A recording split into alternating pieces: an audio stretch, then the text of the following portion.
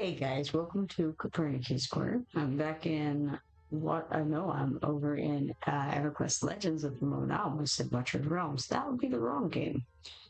Alright, so we're still in the Fallen. We're going to do a bit more in here and see what we can figure out. First of all, I'm going to apply the buffs off of this spell gem hotbar. Is that what we call it? Spell gem bar? Right here. And then I'm going to try to do the shrink thing. And then let's not forget the boots and the amulet. Well, you know, I haven't needed to use the amulet since we've been using shrink. And that way I can maintain the ogre form and still do the slam, which is pretty nice, to be honest. Definitely, the amulet is also appreciated. It's a very nice piece. So, hopefully all will go well. Actually, I may want to not do this. I heard about going to Najina, but also there was somewhere else, I think. Was it Solasexi? I believe. Something like that. Let's right click and we'll go to, you know, I'll just go to the adventuring set here for the moment. And then we'll jump out of here and see what I might want to get myself into.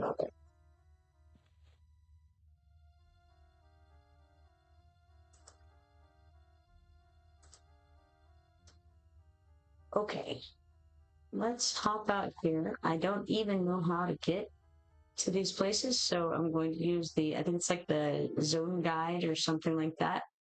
It's should be helpful. I think I went to the H and L button, and then navigation, and zone guide, and then you can filter by your level.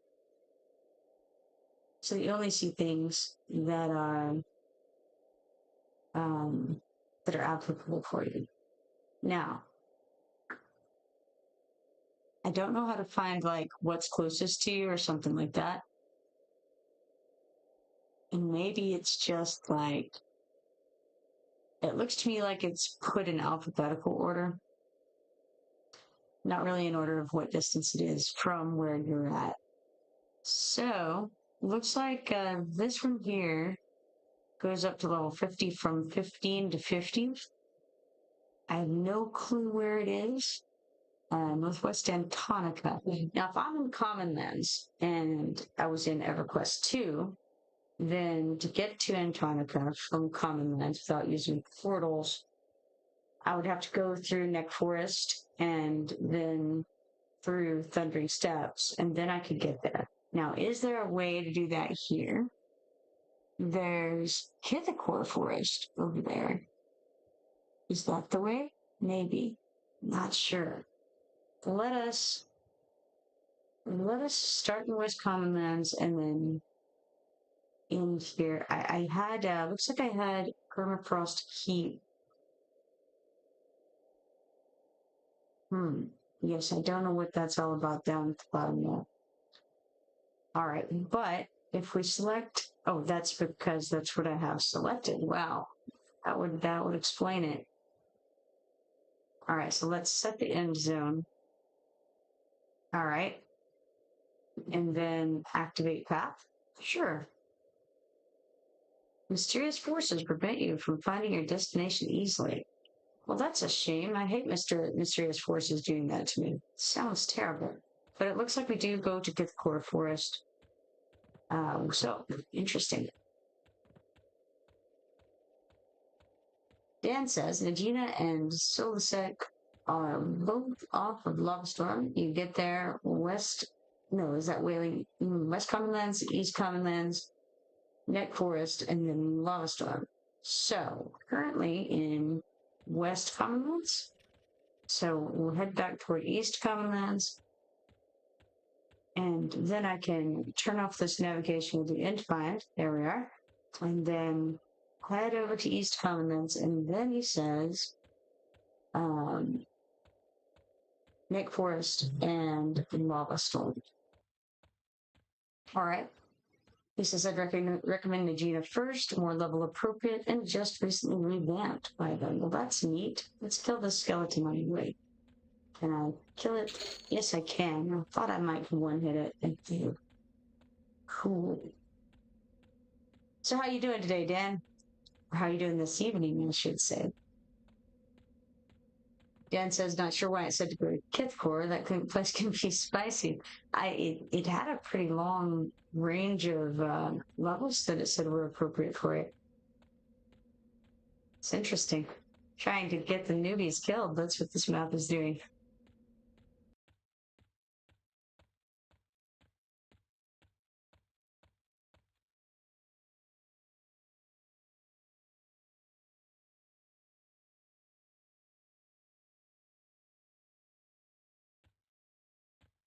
Okay, so I see Tenectalos up in the north there.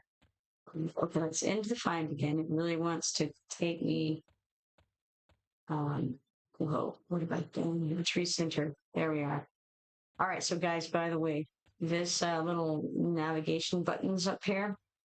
If you click the button in the center of those arrows, then it centers back onto your character as opposed to being wherever it ran off to. Suppose I'll kill that skeleton real quick. All right. Now I think this may be the zone that I was warned about having a nasty griffin that flies around. I don't know if the griffin in question is Grimfeather. I do know that Grimfeather is in Everquest 2, and he's pretty nasty there. So I'm not sure if that is the Grimfeather or that is the griffin in question or not, but there's some kind of a horrendous griffin maybe in this zone.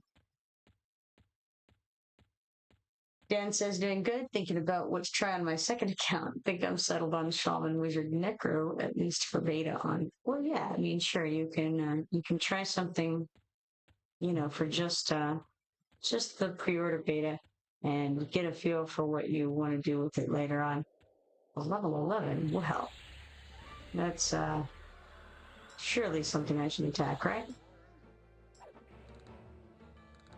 Not sure exactly why. I guess I decided I needed that bear meat. Don't know. Never can tell what I might do.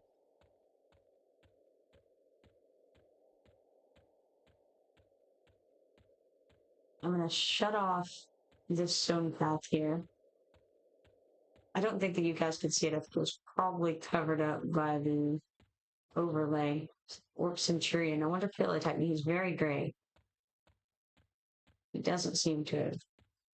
The skeleton did, and I know that you guys told me earlier that skeletons are just like that. Undead guys, they're all about attacking things out of their league.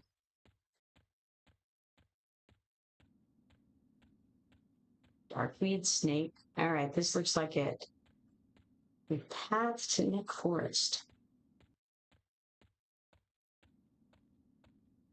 Now, when Neck Forest was first in Everquest 2, it could be a pretty nasty zone to go through for low-level characters. If you're making that big old run from Antonica to Common Lands, vice versa, and having to go through that, it could definitely be fairly dangerous at the time. There are things that would wander onto the path that were very, very deadly. So if you tried to make that run at, level 9 or 10 or something like that, it wasn't impossible, but it was, you would be likely to die at least once. There's someone named, Hikar? Hikar? Not sure.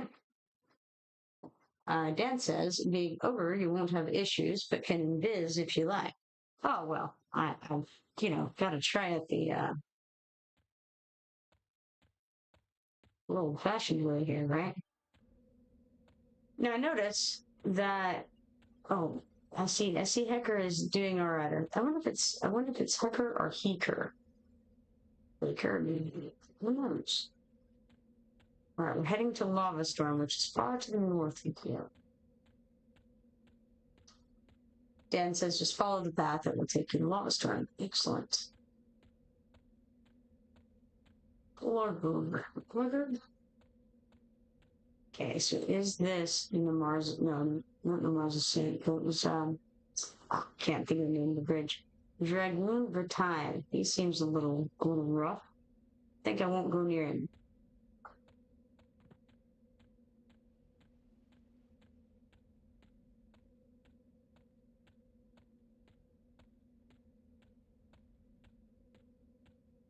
Now I'm trying to remember the name of that bridge in Net Forest that I should definitely know the name of it, and I'm drawing the blank.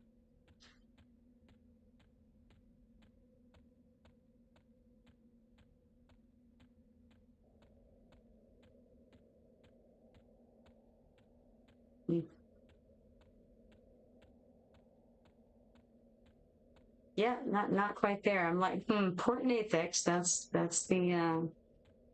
the port, but what is the name of that bridge? The Mars Ascent is the ramp up.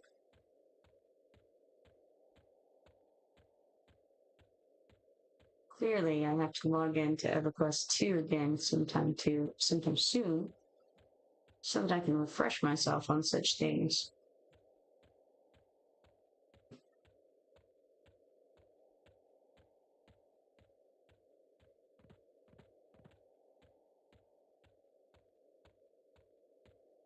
Now, I have heard that if I go into human areas, I should take care because humans do not approve of ogres.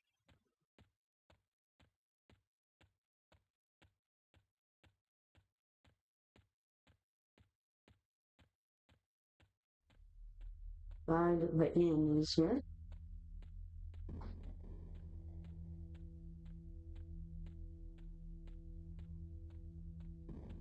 My son.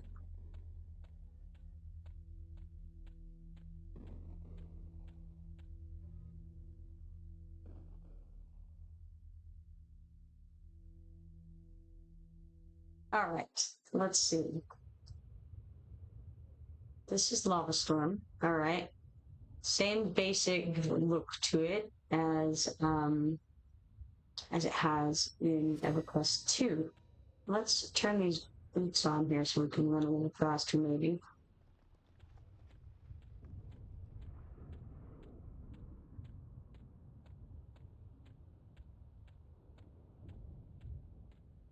Okay, Goblin's level 10. It doesn't seem to attack me. I wonder if we need to go around the same direction as in EverQuest 2. If so, we'll head right and then go north. Now I see that Najina is right here, so we're not going to Solus XI, I see. Okay, we're going to Najina? All right, cool.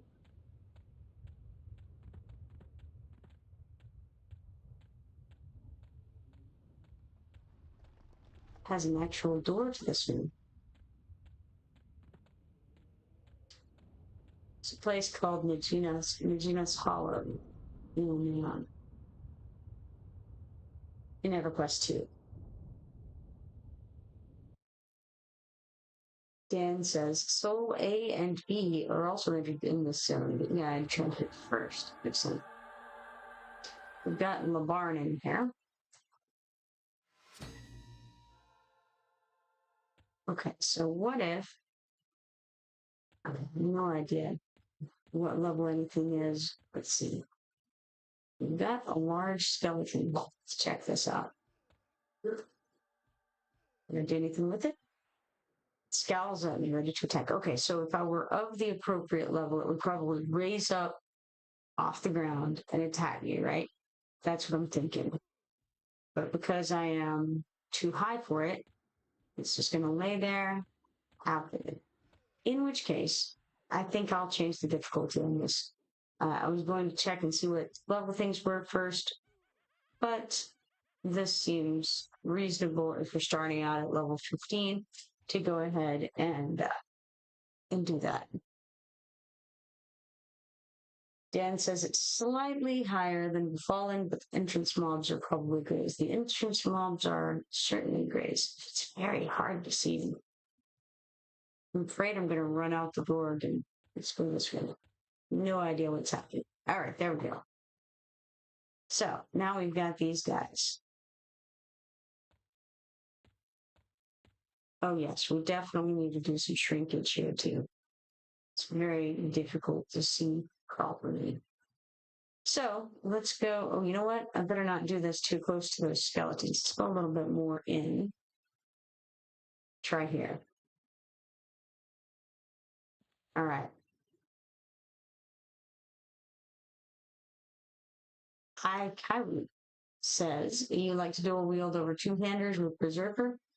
So far I've been using the dual wielding on this character. I don't know what I'll prefer in the end, but it's working out pretty well at the moment. Okay, let's shrink and then try to load the adventuring spell gems again.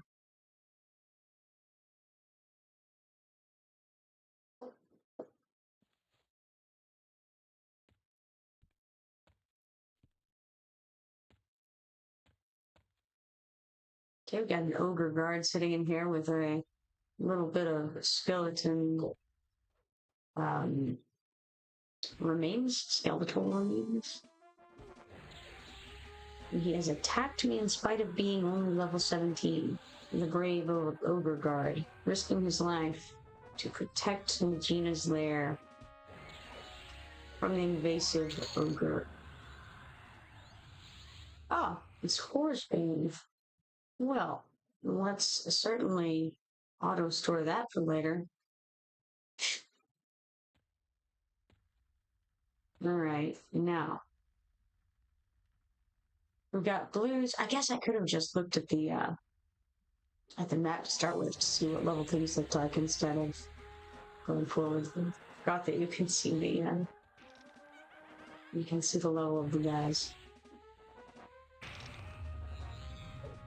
Ikairu says, has D2s been a challenge for you? I think that it's a nice level to work with. I don't think that it's too hard or too easy. It's just kind of nice.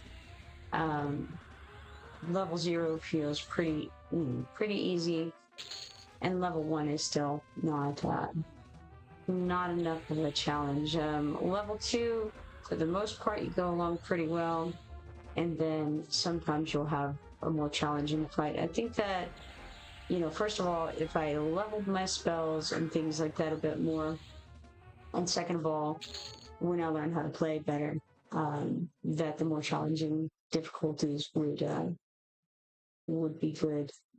But for now, I feel like level 2 is pretty nice.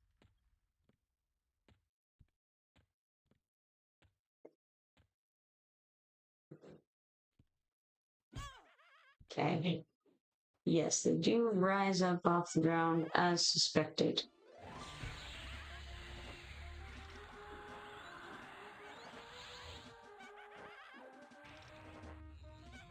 I'm also very curious as to what it's going to be like to play with a group in this. I should find out tomorrow.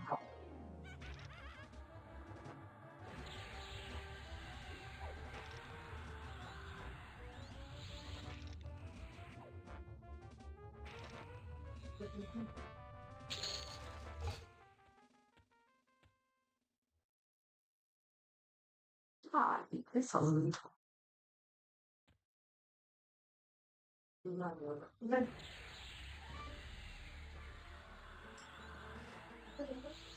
I could see that you could pretty easily get overwhelmed in this place because you've got all these little skeletons hanging out on the ground.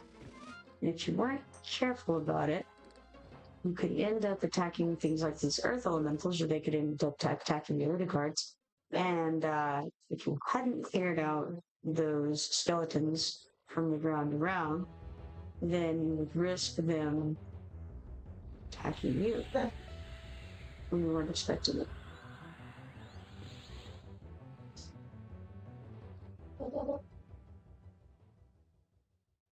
I also just remembered that I was in the wrong, not stance, but these are called what, invocations? Yes, invocation. So this auto looting stuff is pretty cool. You can set things to auto loot, auto store, auto merge, or auto sell. I should probably at this point just be auto selling everything since the server shuts down tomorrow anyway. But everything but the gear. But what fun would that be? Hey Sean, how you doing?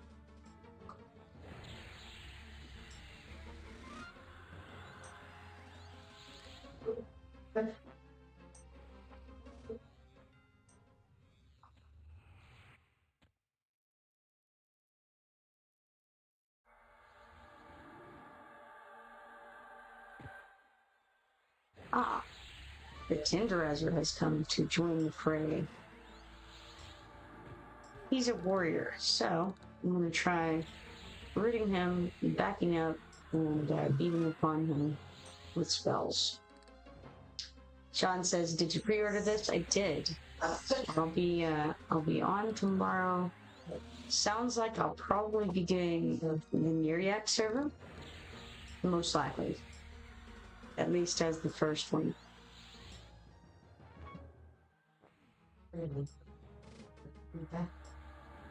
Sean says I'm good. Excited to finally get to play this tomorrow, I bet.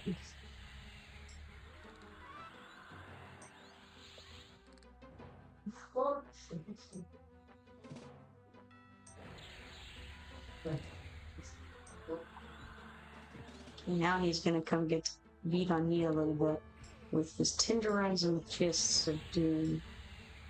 So far, he hasn't managed to do anything with them. I had thought he might be a little more tenderizing, but not so much. Because, of course, he's much lower level. Kitchen tool belt, very nice. What is it? I don't know. It's a waste piece. Oh, I see. It gives 12% haste. That's very cool.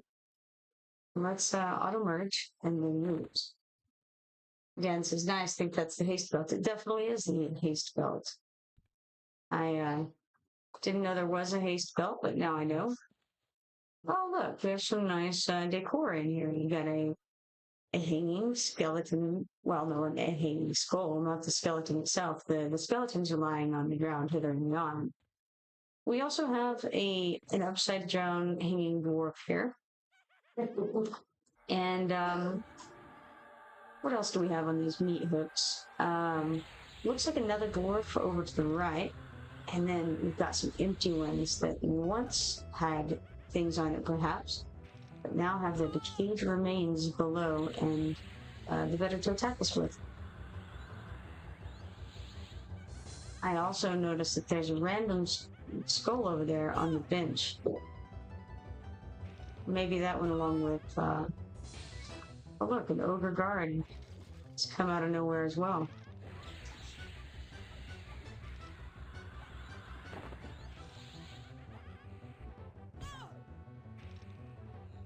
Dan says, if I recall correctly, it goes up 1% haste per level of the item. That's very cool.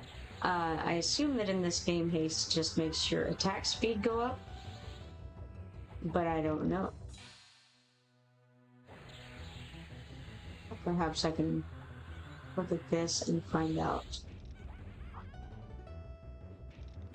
Don't see haste on here.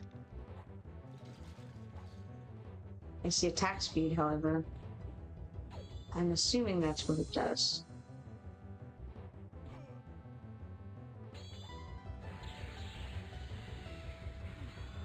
Sean says, "Are you happy with your build, or are you going to experiment with something different in the next beta?" I'm going to keep the build for now. For me, since I've just started this game with, or this whole concept of the game, I never did Everquest 1, so I feel like I'm still kind of learning and I can't really appreciate this class yet, or this grouping of classes. So I'm going to make my first one the same as this online as well. And then as I become more comfortable with it, then I will use slots on other servers to make different builds, I think. All right, so I guess that was all that was really in this room. Those piles of bones don't seem to have any interest in moving around or being targeted. Dan says you have Born Haste plus Spell Haste stack. The new Haste belt should stack Bard Haste Song and Zerka Stance Haste. Oh, that's super cool.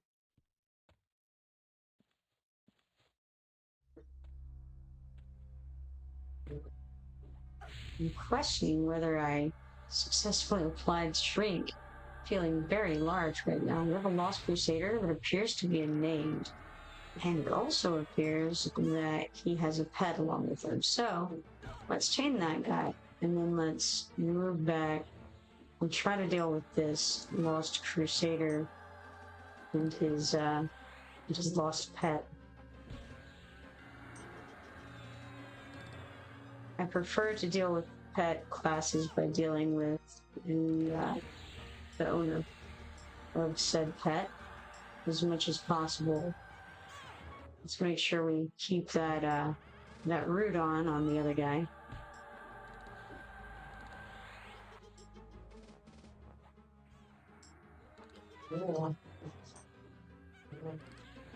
Dan says you can shrink by 2 from full size. Oh, very cool. Perhaps I should do that again then.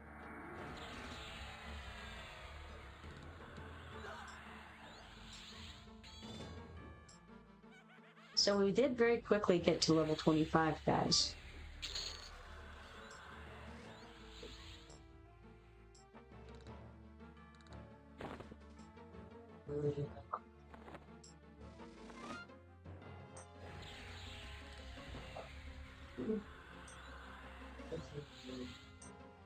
So I could run into here afterward and do another shrink real quick.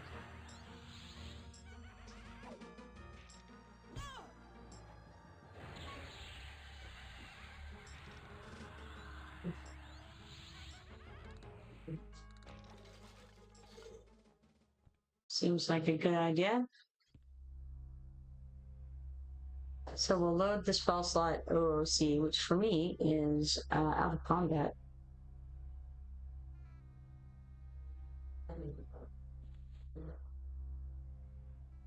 And then we'll shrink again.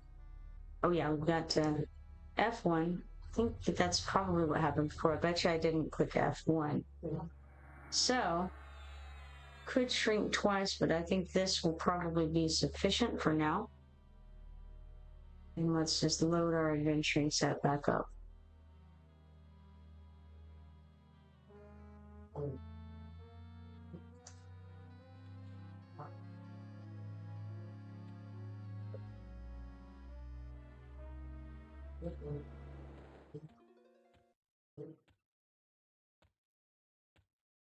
Ah, an unbound flame. That seems promising.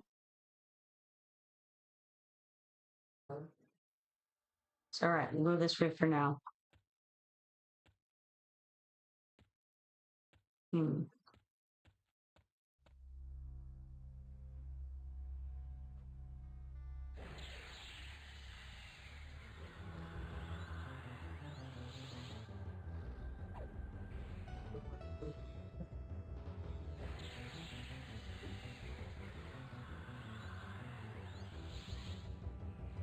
All right, let's see. This guy has tainted breath on him, and that's all. Someday maybe I'll learn to recognize these icons. Maybe. It seems like some of the buffs are gone that we ought to have on. So that's probably an issue. Well, here's another question. Do the creatures in this game debuff? your character at some point. Surely they do. All right, let's see here. Let's load the buffs and put those back on.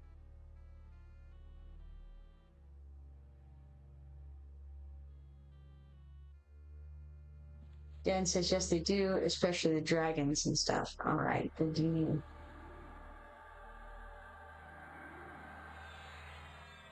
That's especially difficult because you can't, as far as I know, you can't have any more than one spell gem bar up at a time. And so you can't rebuff yourself in combat. Maybe you can if you're not a tank. You know, if you're not taking the hits, maybe then you can. Dan says, and with multi-class mobs, also chances are one of the And with multi-class mobs, also chances are one of the classes might be a caster that will dispel. I see. Sounds bad.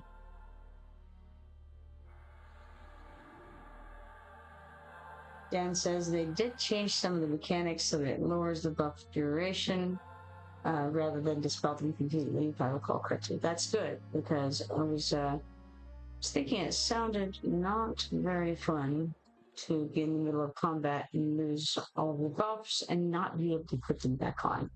In Everquest 2, you can certainly get debuffed, but you can just reapply the buff. You don't have to open up a whole bar that you can't really access very well in combat. All right. Greater skeletons across the board here, but some are greater than others. I'm going to start with the less greater ones. And apparently double dot this guy too. Why not?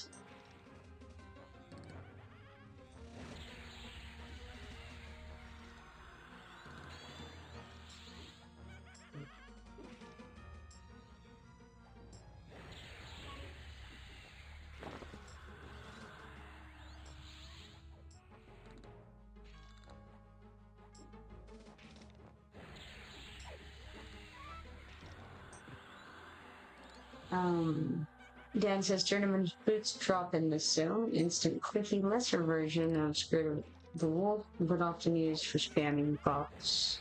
Interesting.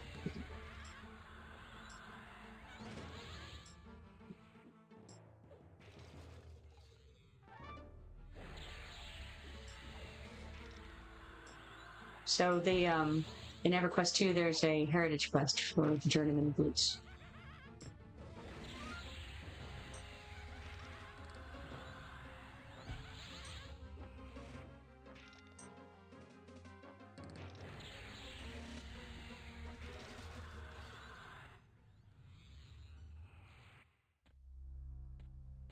I think the quest that gives it is called The Journey is Half the Fun.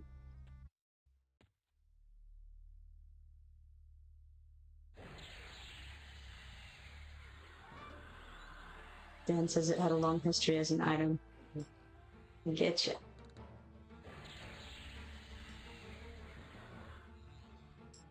I'm sure you guys would recognize all of the Heritage Quest rewards. You got the Bone-Blooded Claymore.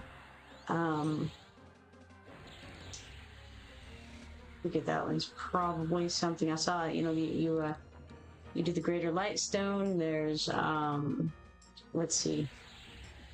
I'm trying to remember the name of the axe. Trying to blank at the moment. I actually know the names of the quests better than I know the names of the items that you get. Haddon's Earring.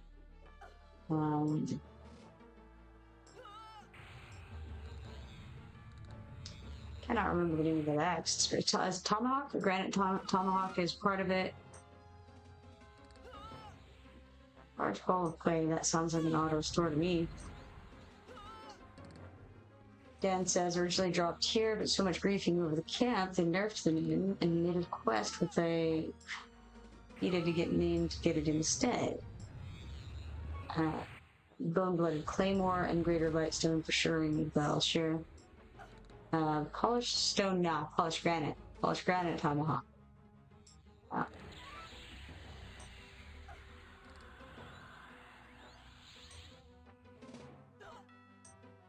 But yeah, there's quite a lot of heritage quests in Everquest 2 that harken back to things in Everquest 1, which I never had an appreciation for. Really, I enjoy the quests, but I never had any associations with the rewards as far as nostalgia is concerned, and so now I can have like some reverse nostalgia here.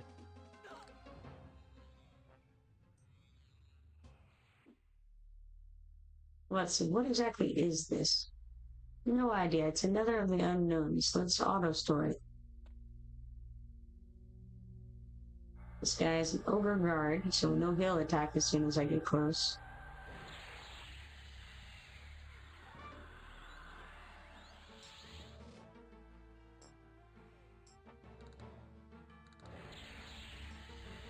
Oh, it says Najina over this. And, alright, now, looking at the map, I see some blue guys and some green guys this direction. But to the north, I see, looks like Najina. Tis Najina.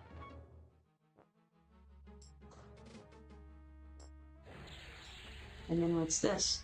The Widow Mistress is also red. And then we have some yellow guys. And various... There's a frog-like rule. Interesting. Goblin warriors are surrounding the goblin magician's pet. Huh. Alright.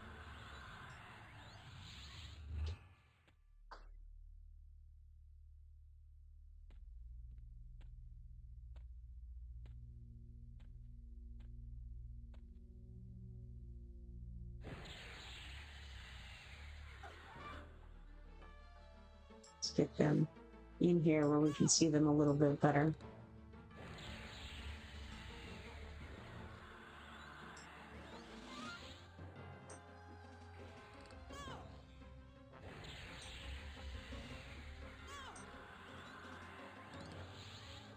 Dan says, Delsna drops the journeyman boots, Najina drops a nice looking robe. Well, I doubt I'm going to be able to kill Najina, most likely. Because, I don't know how red he is. He must not be too terribly red, though. Because it's blue. Mostly blue guys. I didn't really see... Okay, there's white guys and yellow guys prior to him. And of course, I don't really know how to get to him. So, kind of running around blindly a bit. Neither of those guys, and they're both ranged, so I may as well... Suppose I can root the pet and then attack the magician. And I can back up a little, well, theoretically. Turns out I'm stunned. A magician says, time to die, Kipoerneke, but they also say, ogres like you are better left dead than alive.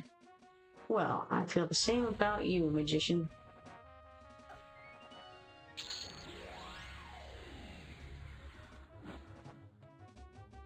Okay, now it's got me stuck in combat because I killed the summoner and not the pet. So you have to press Q when that happens. We have something that appears to be like a lever here. I don't know. Okay, I guess it's just a... I can't really tell exactly what it is. There's an ogre guard there, and we can certainly get him. Dan says you should be able to do it. Yeah, there's keys in this zone too, so you might not be able to easily do it. Right, exactly. I don't know where I'm going, and don't know what I'm doing. Makes things a little more tricky.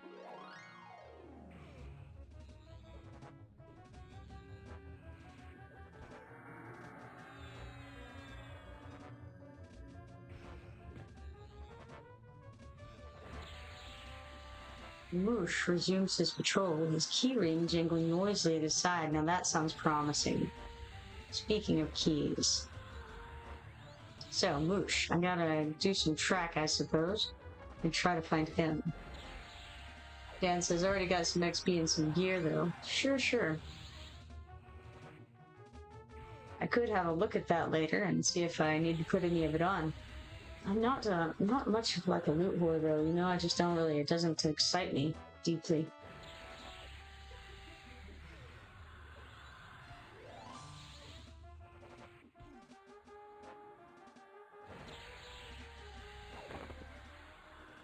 There's a golden earring +2. Alright, now let's use track here. And hey, let's do this traps and sneaks and all that. And let's fish and forage and stuff too. Alright, now, we want someone named Moosh. Now, in Everquest 2, there's a Mooshga. I wonder if Mooshga is any relation to Moosh. Okay. Well, alright. Track is behind to the right and below. Okay, behind. Now he's just to the right and below. Okay.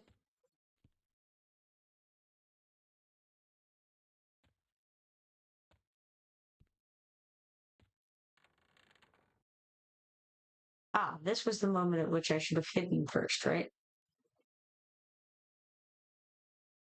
Ah, there we go. Fell down, no problem.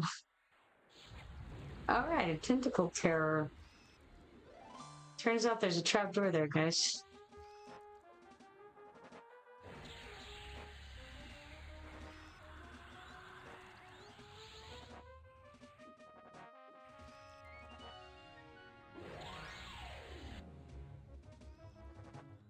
I think he threw me back or something. We got an iron ration for him, though. Now that's interesting, isn't it? Here we are inside a prison, and a tentacle terror gave me some iron rations. Ah, wait. Is this the moment at which we can try the lockpick? Let's try it. Oh, we got a pot of water. We can't pick the lock, but we got a pot of water. Right. You said that we have to have lockpicks in order to do that. Now, how do I get out of the hole? Oh, well, there's this nice handy dandy fellow here who maybe will come through the door at me. That'd be great. Wonderful. Why go to Moosh when Moosh can come to us?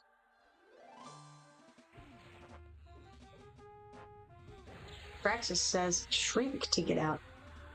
You can like go through the bars or something if you shrink down. Hopefully this guy will have some keys for me. Dan says should be able to buy them in nearby Neriac Freeport. Double shrink says breasts. Very good. We have the guard's keyring now, so I bet I can just go out the door at this point. And we also have the jade earring. Let's go ahead and merge. I guess I'll kill this injured halfling too. And so I only want one of these keyrings, probably, from what I learned in the fall. Let's go ahead with this and we'll put it on auto merge. Now we'll just delete it. And now let's turn around and kill this injured halfling.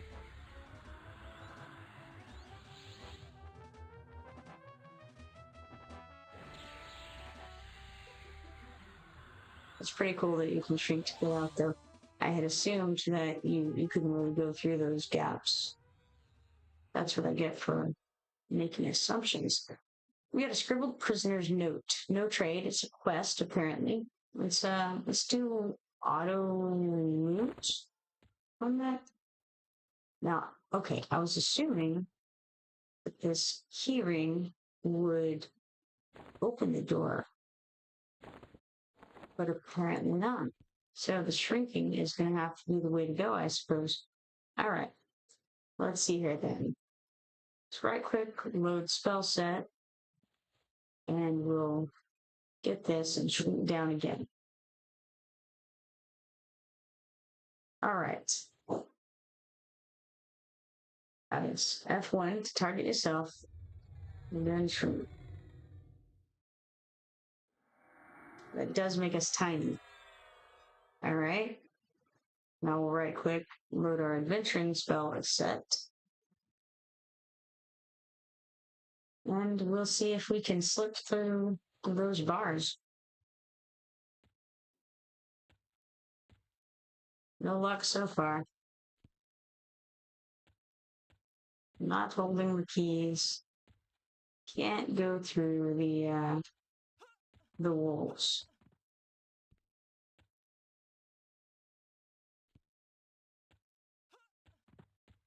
Let's try all the way around. We can't reach that. Get closer. What can we not reach?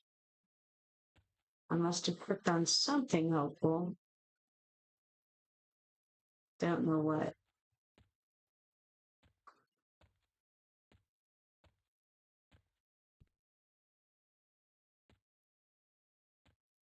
Whoa.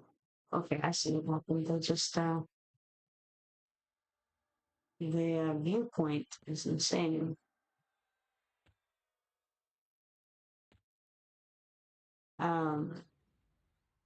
Dan says, did you try the door with the key on the cursor? I didn't. I thought about it and I was afraid of accidentally throwing the key away. But let's go ahead and give it a go. We've got the key right here, guard's keyring. That did work. It's interesting because in the Fallen, you did not need to do that, but here you do. Odd. It was telling me that I wasn't holding the key, but maybe it just meant I didn't have it physically in my hand. Now, can we go in without holding it? Oh, look at that. That attack is done by Linara Harmon.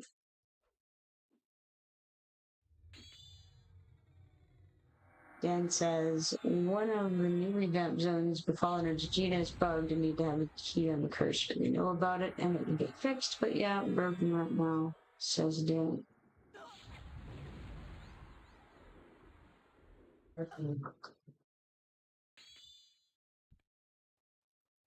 Gotta try to get that, I don't think she'll come out of there, unless she's...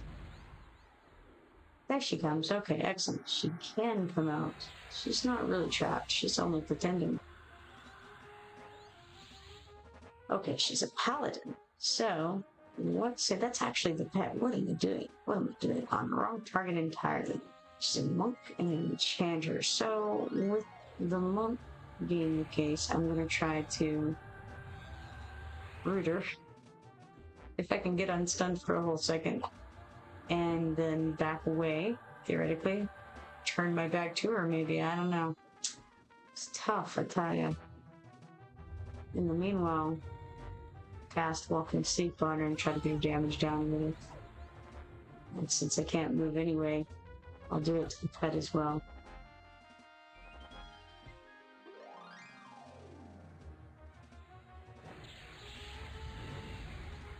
I have no idea what I've walked into over here. It's very shiny.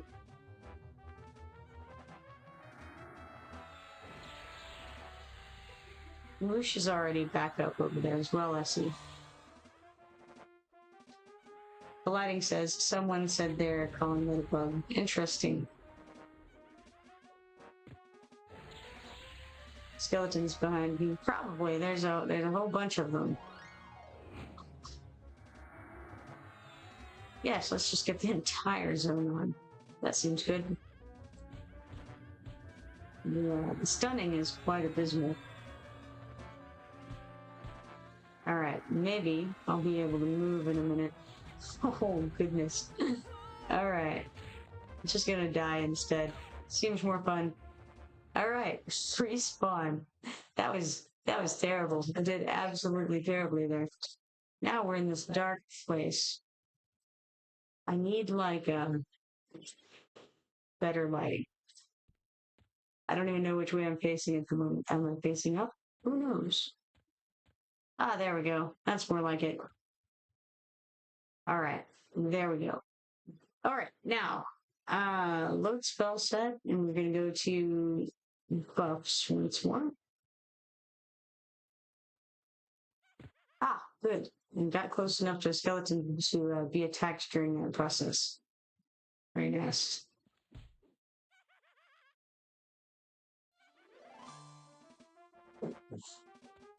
Alright, let's start that, and then start getting the buffs on it.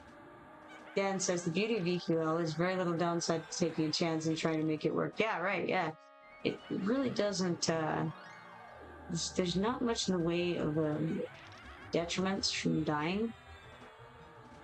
Which is pros and cons, because first of all, it means that, you know, you don't have as much to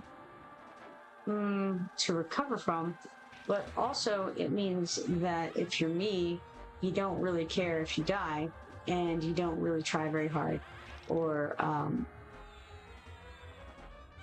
care if you take on more than you should, or that you're being a little bit, you know, not making the most optimum choices.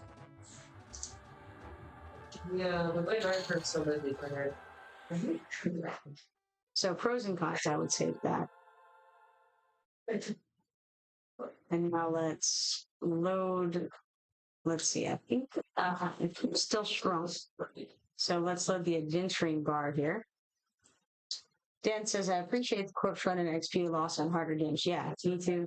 He says, but yeah, purpose of this game is to have fun and not take years of commitment to see any of it. Right. Yeah, no, I get it. It's just, I think that there's definitely, I definitely don't give it the same amount of effort as I otherwise would to survive. Not that I'm not trying, but I'm not trying as hard as I should be. Not paying as much attention as I should be. Let's check for traps and stuff and forage. All right. Someone earlier told me about using /auto inventory for the forage button, and I definitely recommend that. So if you guys find yourself in a position where you've made a macro for foraging, definitely recommend the auto inventory, and I think you can probably do the same thing with the fishing button. I did not need to add a pause into it. Works just fine.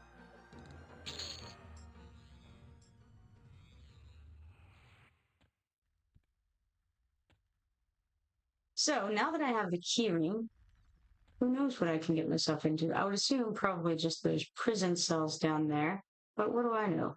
Absolutely nothing. So we've got some skeletons along with the earth elemental here.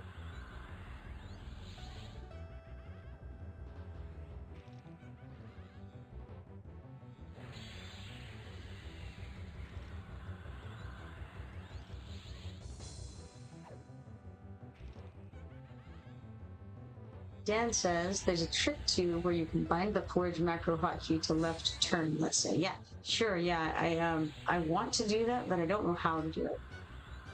Dan says as you move around the game, it goes off fairly regularly. Right.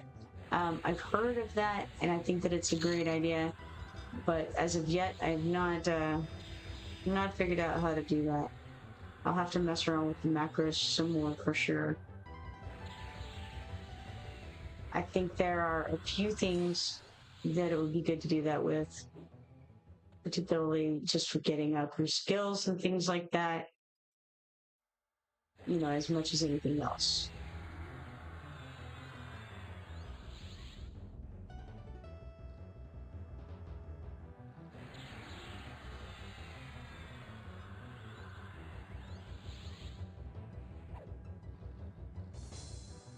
Main thing is look in where the key binding is and then figure out how the hot project reference there. Yeah. Drop of mercury. Nice. Auto store that.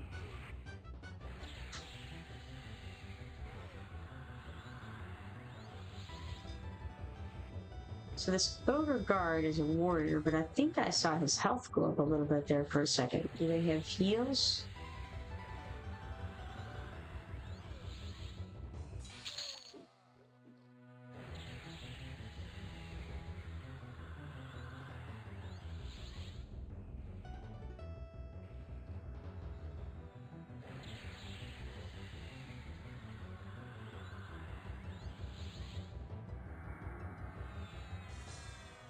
Small ball of play.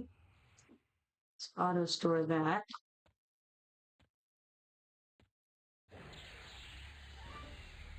So I'm not sure exactly where I was before. I should be able to probably use track to find mush again and be able to get down again to the jail.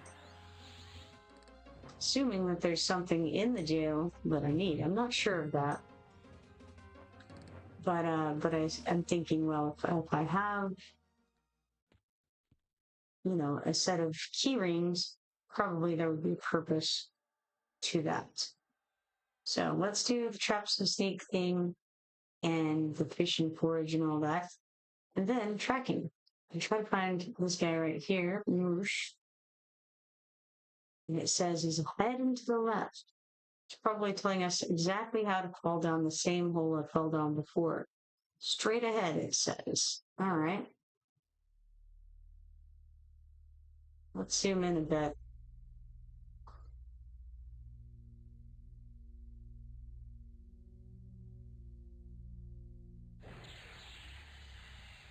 I'm seeing that the mist elemental's name, it looked like it was in parentheses. I have no idea why.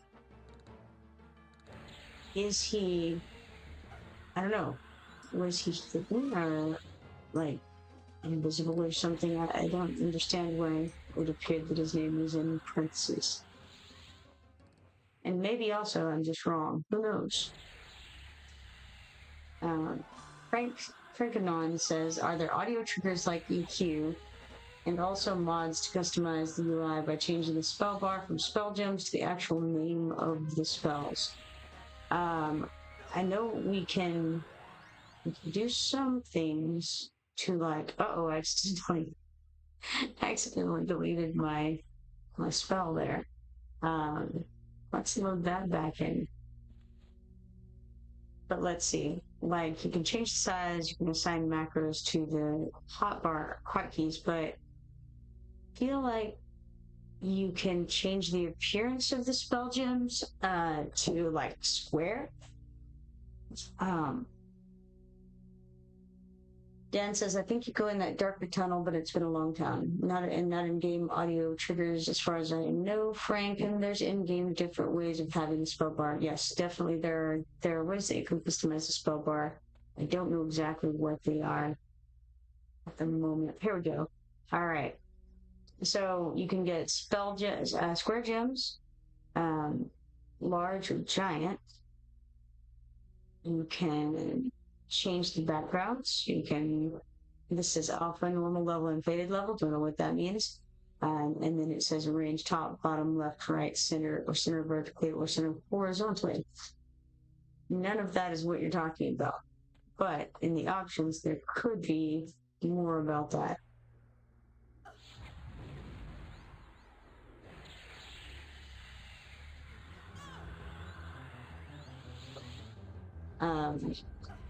Dan says the log file can be monitored by parser. Okay, so ACT does work in this game. So audio triggers via that are doable. Dan says, yeah, not sure on the spell names how they did it, but there's a few streamers who had it, and it wasn't something they added via RMI. I think it might be giant. Okay, let me see.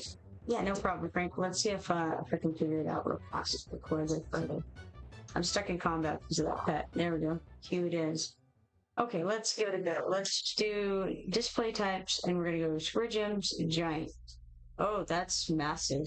That is definitely square gems and giant. All of those things are true.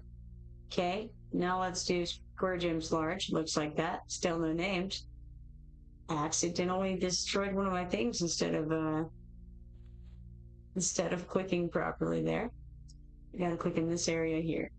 All right, let's try regular square gems. It just looks like that, but they're square. And then we've got base. And I don't like line up in the middle of nowhere. I prefer it down here. All right, now, window, we've got background texture. So it's got a little color there. I suppose you choose your color. I think that you do. Let's do tint color. Okay, so let's choose Let's choose this blue here. Right? Here comes someone. It's an ogre guard. Okay. What else do we have here? Window, alpha, normal level, or faded level? Okay, here's normal level. Don't know exactly what that did. I'm also not the most visual person in the world, so you guys could probably notice more than me. Then we'll try faded level. Again, didn't really see anything different there. And then a range, that's fairly obvious. Top, bottom, left, right, center, all those things. All right. Now, what have we here? Well, it seems that I ran into this corpse and I'm stuck. So, don't run into the corpse, guys. It's a bad plan.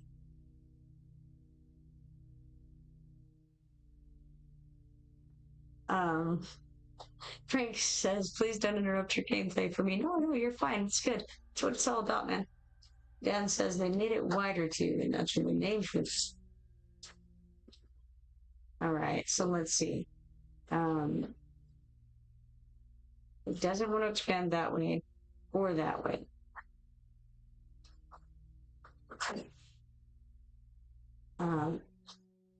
Dan says, sorry, not my help. Didn't see anyone set it up.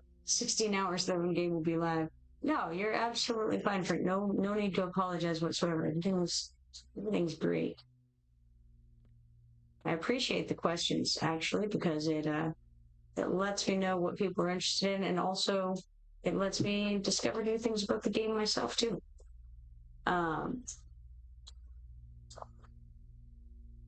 Very good. Oh, Frank hasn't played in 12 years. Very nice. This will be a trip down memory lane for a lot of you guys, I know.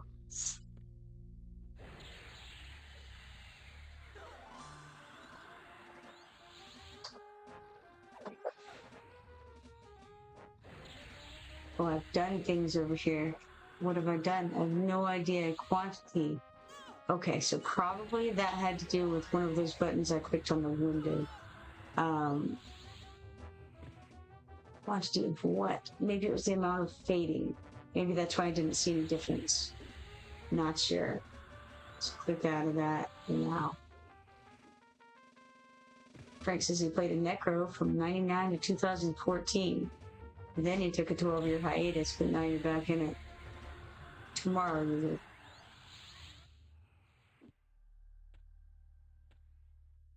All right, another option would be to come over here and go to hotkeys now.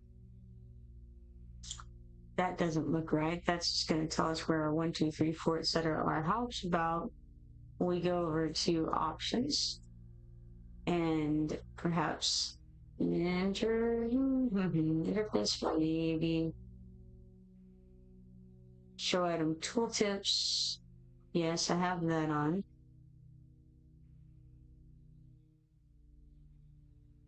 Allow window resizing is on. I've got show counters for all kinds of things. Textures.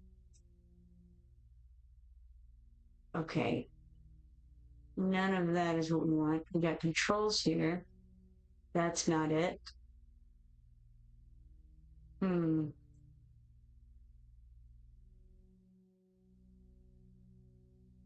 Let me know if you see anything that looks right, because for me, I know nothing.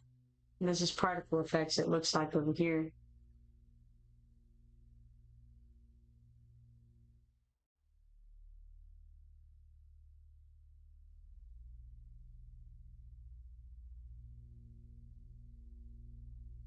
Yeah, I don't know. I don't see anything in here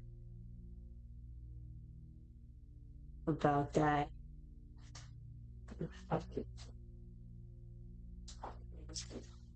But if anybody figures it out, definitely let me know. Frank says, going to miss my circlet of shadow, the instant invised when they remove. I do not know the circlet of shadow, which is an advantage because it means that I won't miss it.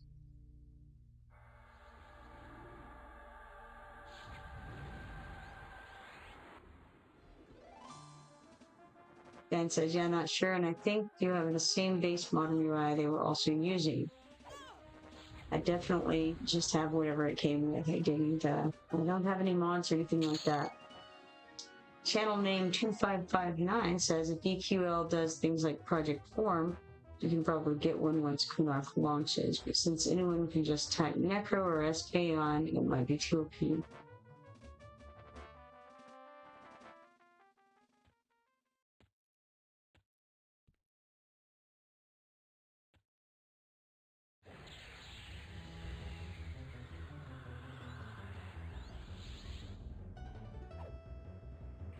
Frank says I'll definitely look for it.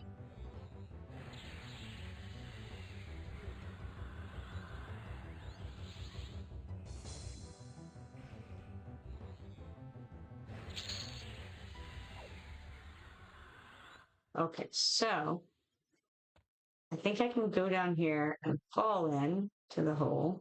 I kind of think this is where I fell in here.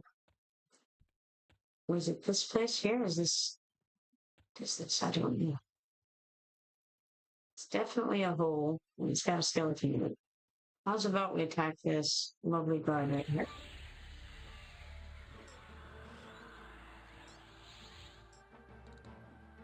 Frank says, invis on the run for the win. Sounds right. Dan says, yep, a lot of the stuff they nerfed will be back in the game, like the journeyman boots off from Mob and Magina again. They said something about Mana Stone. Oh yeah, Mana Stone is another heritage quest. Going to be back in game from a different mob and different effect. Interesting. In Everquest 2, it's a click effect, and you can get mana at the expense of life from the Mana Stone. No idea if it's like that in here or not. You actually end up using that for quite a while in the old Everquest 2, like on Origins, for instance. You would want to continue using that for a good little while.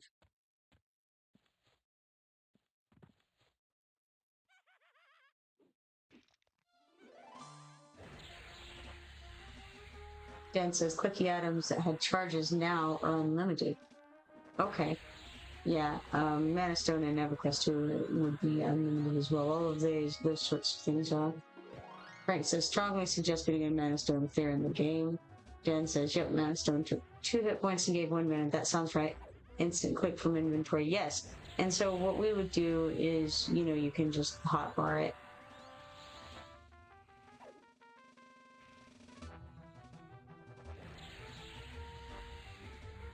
It's definitely very helpful, especially for like healers.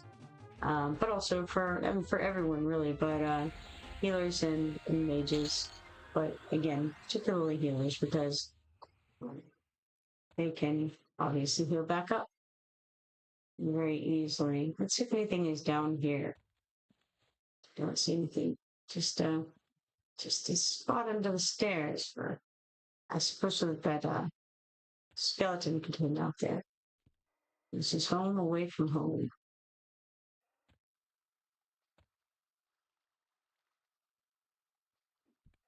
Okay, we got a couple guys coming at us here. Goblin warrior and a skeleton.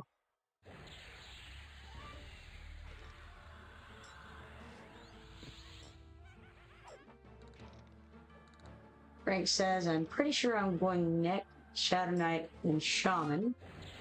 Dan says your Shaman will get you the same Mana Stone effect. Oh, very nice.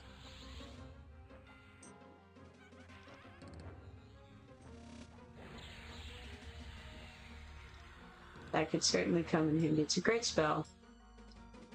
Dan says spell version that isn't as useful, but there's an AA on a timer that gives a big chunk and takes a big chunk of HP. Frank says don't need Mana Stone for Necro either with Lich.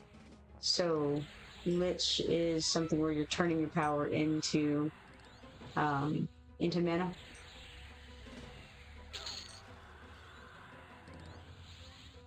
Got some cloth sandals here, looks like.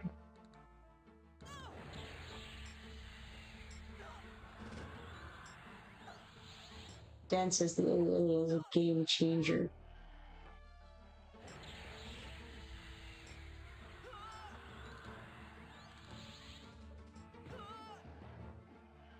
Frank says, yes, HP to mana. Channel name says, but Mana Stone is instant. No waiting for, yeah, for sure, for it to cast. Just eat all of your HP at once. Cool.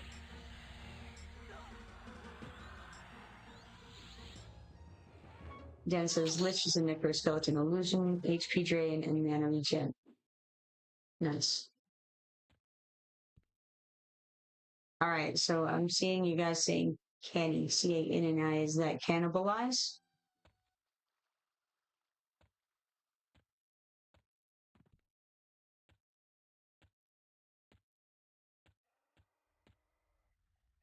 Aha!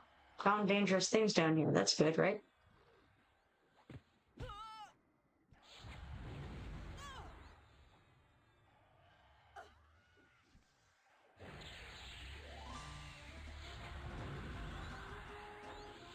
Definitely getting beaten up a good bit here. And I have a pet target, interestingly. Yeah. Don't want the pet. Oh, heck. I clicked the wrong button. Oh, no. Respawn.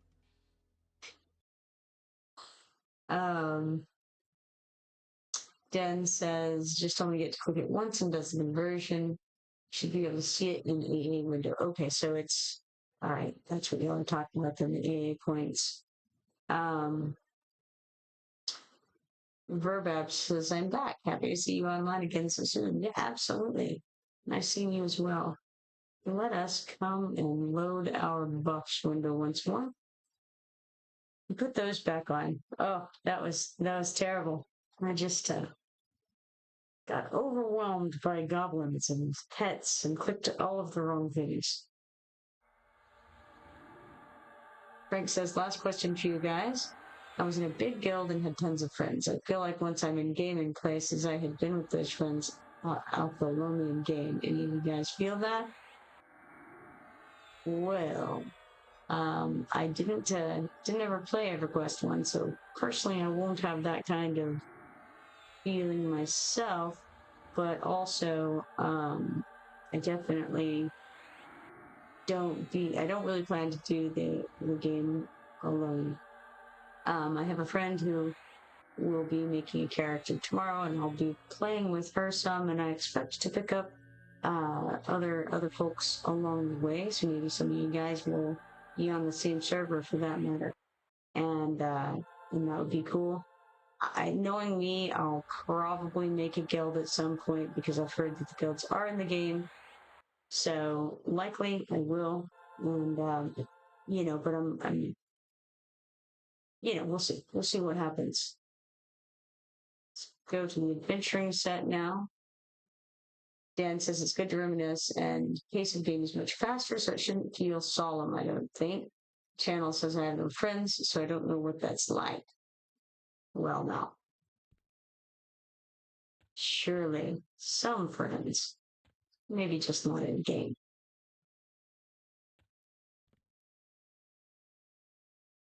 Verbab says, I assume you did not play EQ1. No, I definitely did not. Despite the fact I did it like 12 years old, you know more about the game than I do. Oh no, not me. I know nothing.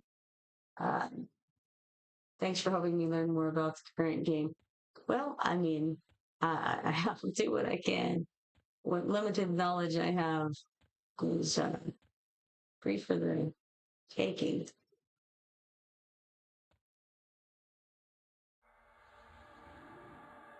Frank says, appreciate the input. Dan says, as solo-oriented as this game is, I'm actually the most excited to try the multi-class group in a small rating. Frank says, Dan, I'm also looking forward to making some new friends. Very cool.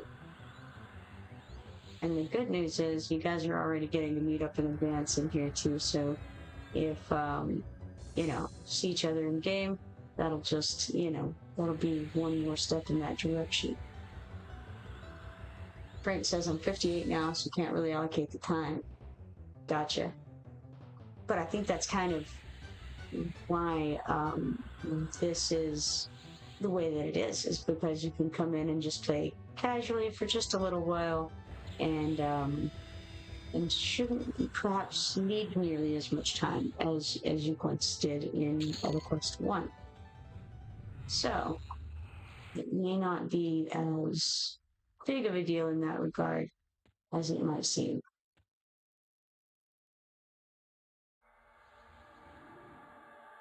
Frank says, I'll still give it 4 hours a night. Well, 4 hours a night, I would imagine, would be plenty, right?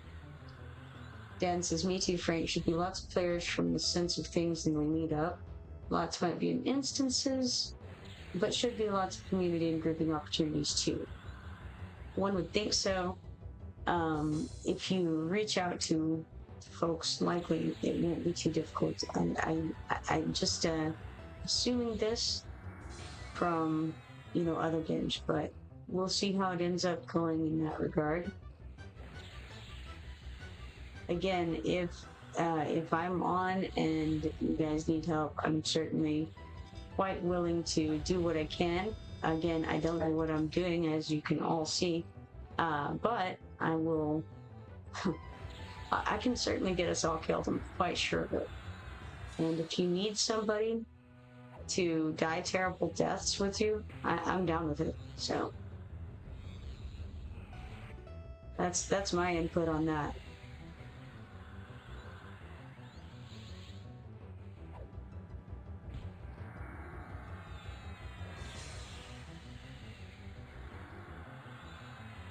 Actually, I think that grouping will be good for me because I would be less inclined to get my group mates killed than I am to get myself killed. Let's see, what is this? It's a drop crystallized flame, an earpiece. AC of 3, gives mana 12. Looks like it's for Paladin. No, let's see. Is that Shadow Knight? Maybe. Necromancer, Wizard, Mage, Enchanter. So, let us. Yeah, we'll just auto merge and then Frank says not really a death penalty in EQL. Exactly. It's pretty, like I said, there's not a lot of reason not to die, honestly. You don't have incentive to stay alive. But with a group, I would have a little more incentive to stay alive just because I would feel that responsibility of not getting everyone killed. Unless everyone is well aware that they're probably going to get killed, which is actually who I normally play with, is folks who don't mind doing crazy things and dying. It's one of my specialties.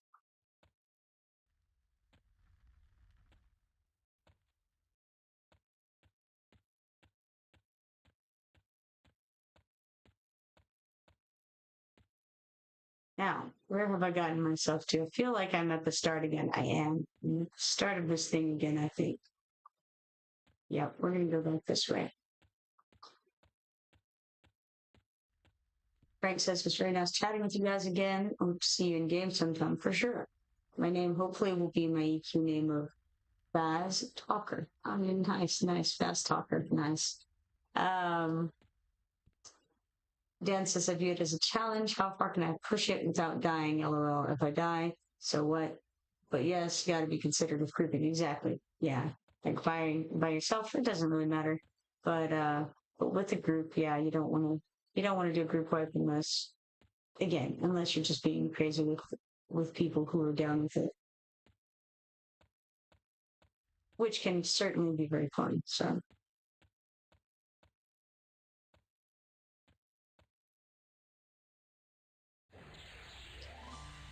Dan says, I'll keep an eye out. Not sure on my name, but might be dark. Well, I fully intend to be Kipoerneke.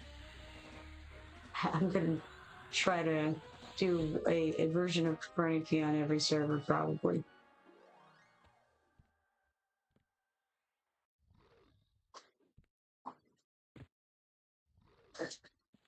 Oh, interesting. And I thought I wanted to sit down. Craig says, not sure if we can choose our servers, but I'll probably choose Neriac. My understanding is that we will be able to, but who knows? Neriac is most likely where I'm going to end up as well. Dan says, I'm likely Freeport or Neriac. I'll let you guys know next stream. Nice. Frank says, sounds good. Night all. Have fun. Have a good night, Frank. Nice chatting with you. Dan says, if you do the pre-order name reservation, it will reserve on all servers. Yeah, I think until sometime next year. Dan says, I think they said by end of the year, if you haven't made a tune, they'll release the name. Yes, but I feel like that's like the very end. Like, I think, I don't know. I can't recall exactly what they said, but yes.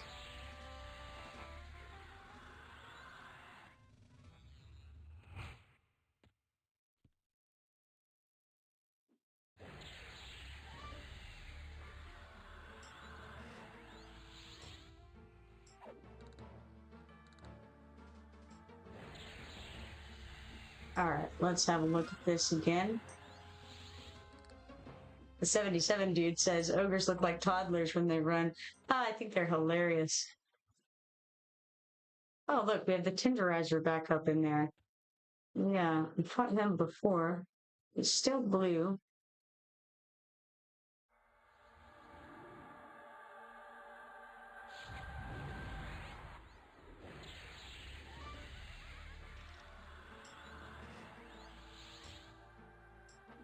Dan says, yep, and fair enough. Plenty of time to make a character if you wanted to. Yeah, for sure. And, you know, you could just make one as a placeholder and then switch them out later. Or not switch them out, but start playing them later when you decide to, as long as you have somebody there with the name.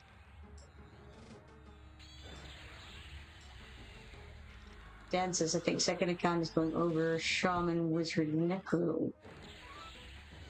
Ogres and rogues is funny. I just think ogres in general are funny. It's that was my entire rationale for making mine an ogre.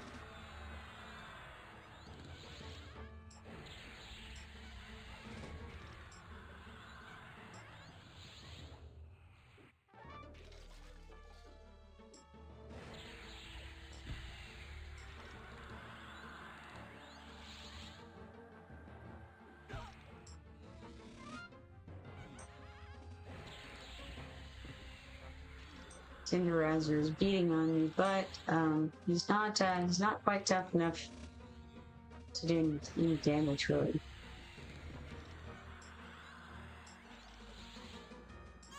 Dan says, my warrior was an ogre named Cro-Magnon Man. Nice. Fun race to play if I can shrink. Yeah, for sure.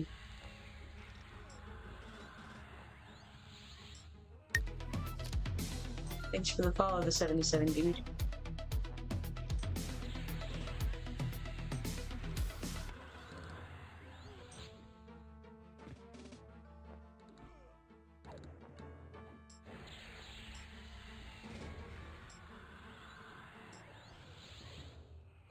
Let's throw a dot on this guy and then come back to beating on this guy some more.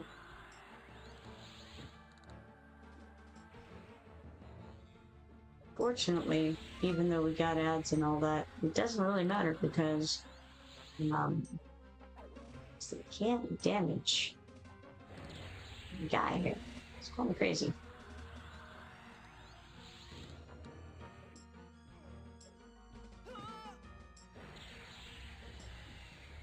See, I thought that would finish him off, so I had switched off. Had to go back to him. Got a bloodstone from Overguard's corpse. I must have already assigned a bloodstone as auto loot to the trade skill group, it looks like. I really haven't done much trade skilling yet. I want to look into that at some point. Might do it on the pre-order beta, or I might do it later on the actual game. But at some point, I'm curious to see how that works in practice. Channel name says Gnome Enchanter Shaman. Name it Reducto. Charm mobs, shrink them, break charm. Nice. Fell zone with tiny mobs.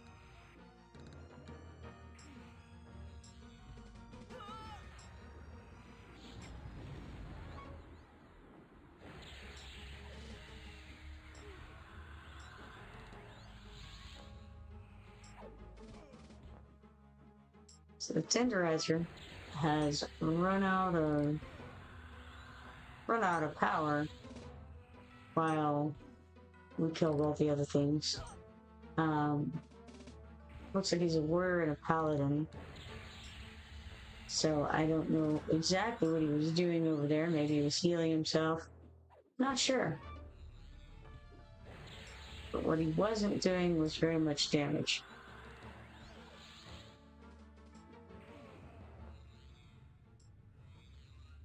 And he drops a mallet, which makes sense. It's a meat tenderizer, I would imagine. The tenderizer. Interesting. Auto merge root. And then let's get this elemental out of the way. Oh, maybe we get a few elementals out of the way. Who knew?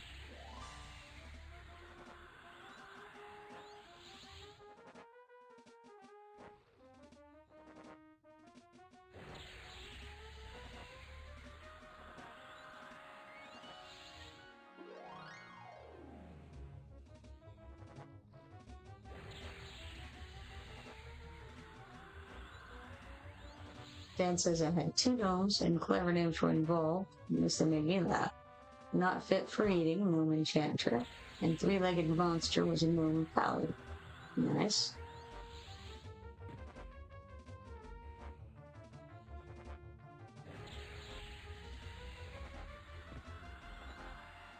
Okay, so the mist elemental is definitely more evasive. He's a monk.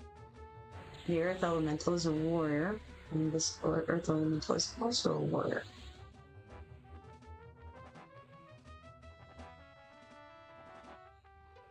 Now in Everquest 2, which I'm basing my initial thoughts on about classes, monks are high DPS and they tank through evasion.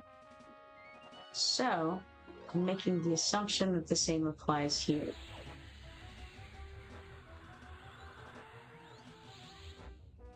Hopefully that is correct.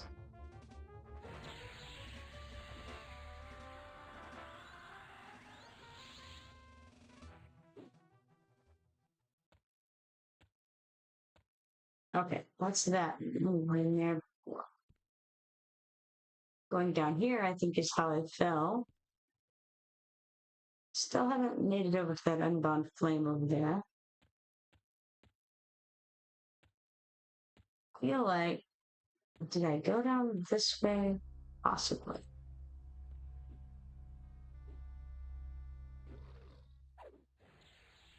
This guy's a wizard, which makes sense, right? Barreling him for sure. Dan says, yep, highest avoidance / block, leather restricted armor. Yeah, same as in Q2 in that. Highest skill caps for 1-handed blunt, 2-handed blunt, and hand to hand. Also get Mind that heals them and feign death. Yeah, they do have a big heal and feign death. Yeah. So the monk sounds like they're very similar to the Q2 monk in that case.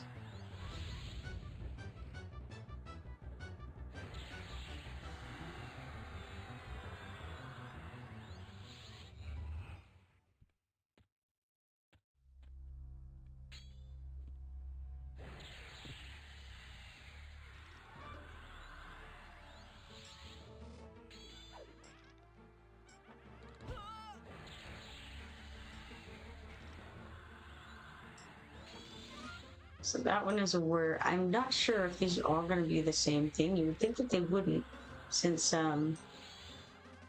things can multi-class, but so far it's looking like they have been. All 3 of these greater skeletons are warriors.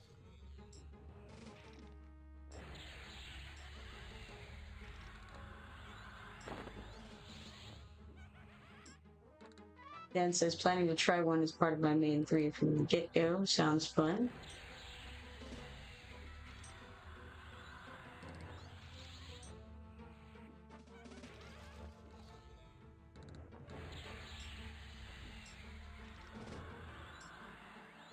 Dan says, cleric for heals, buffs, and plate armor, monk for avoidance, DPS, utility. Rogue for DPS, utility fill-in, weapon, and defense gaps.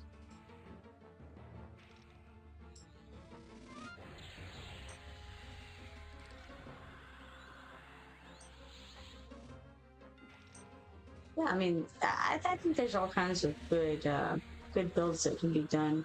We've got 3 options, and of course, then there's also the ability to change those with loadouts later. But yeah, I suspect that we're gonna find all kinds of really good combinations.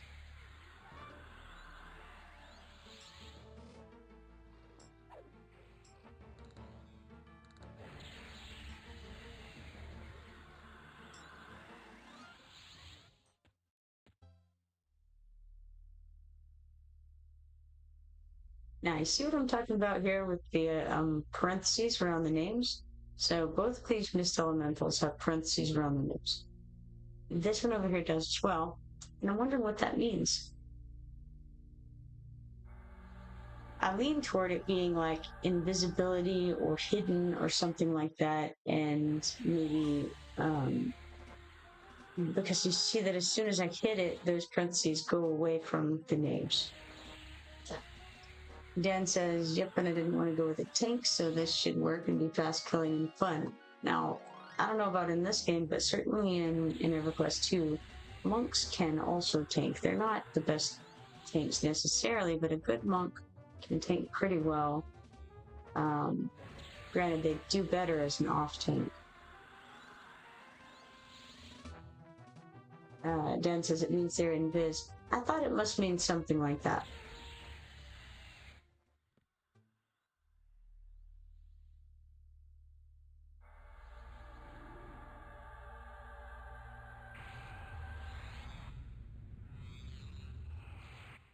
He lured out the magician.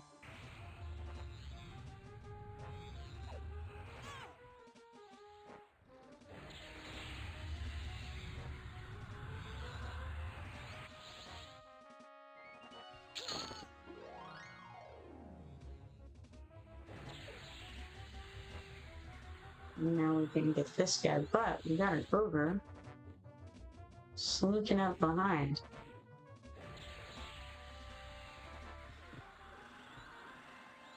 Dan says, yep, similar in EQ. Can also tank decently, but not great due to lack of armor class. Cleric and rogue fill that gap nicely, though, in the class.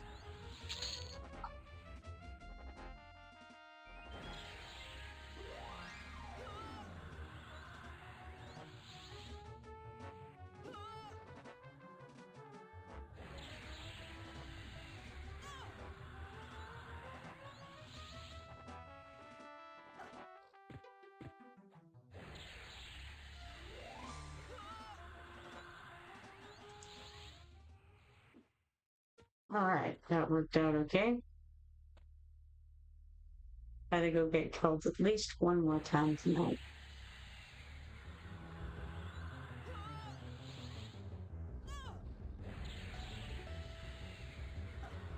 One thing I'm noticing is that sometimes there are like particle effects in areas, and normally stepping into those particle effects do terrible things.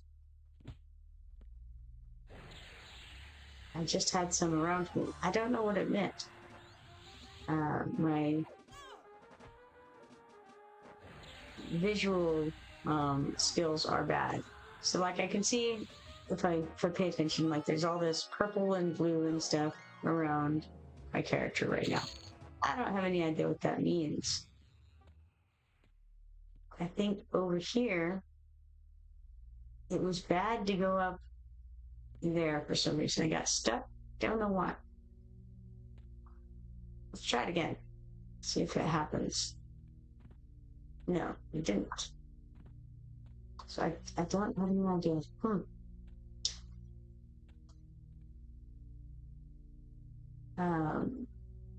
Vertex says, looking good, shrunk. Yeah, shrunk is the way. I can still do the slam, even though I'm tiny.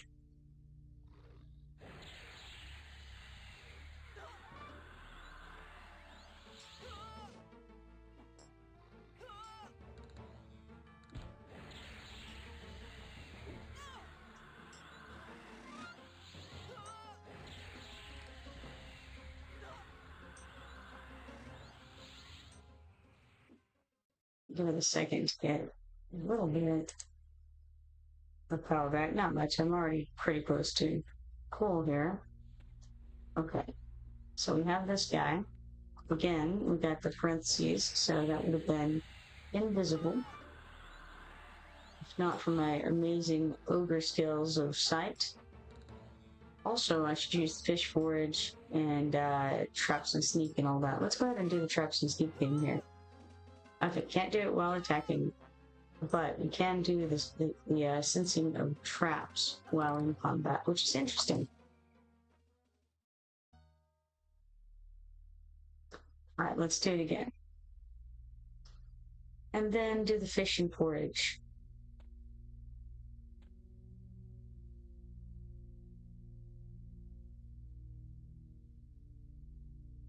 Alright, let us root that pet and then beat upon the magician. Protect says, did you find that you were able to stun with the slam and interrupt casting consistently? I've never played Ogre. Hard to say. I just have it on auto slam and frenzy and kick, so I should take slam off of auto so that I can choose when to do it while they're casting. That would probably be a good idea, but I haven't done that yet.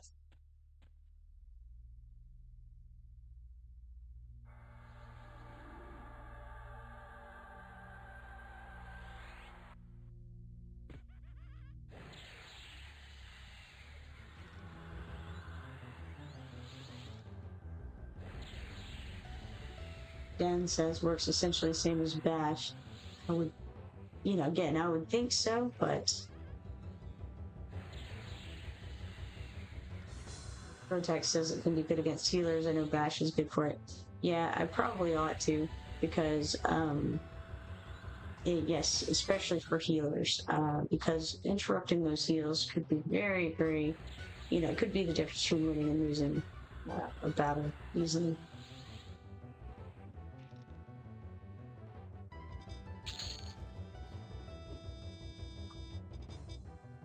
Now the other question is there a macro to cancel spell cast? So like, if I was in mid cast of something long, is there a way that I could make a macro and make it to where whatever I'm casting stops and then reduce slam? So you can do that in Everquest 2, and it's very, very helpful for interrupt spells. Rotax says, it looks like Sam and Kick are on the same timer. Does using Sam also use your kick? It seems like all three of them go at the same time as far as when they're used, but you're talking about the cooldown and everything, right? You know what let's do? I know that using kick doesn't use slam, but let's just click activate here instead of auto activate, maybe? Now we have to click auto activate, then that's what we have to do. Alright, now you'll see that whenever I do kick, it's not going to do slam as well. I think it just went off, and slam is not grayed out or redded out. So I don't think they're like, necessarily. I think they just go off at the same time whenever you have that happen. Dan says D for duck was what I used, and 77 Dude says, I think if you want to interrupt your casting, you can sit/stand real fast. Rotex says, you can auto activate from the hotbar. Great to know. Yes, you just right click and hold it down, and then you can click to auto activate or not. I guess I'll kill this guy too, instead of just letting him beat on me. Dan says, same auto refresh length for them, but not in the same skill time. Exactly. So like they go off at the same time when you're attacking, but they don't, they don't take the same slot.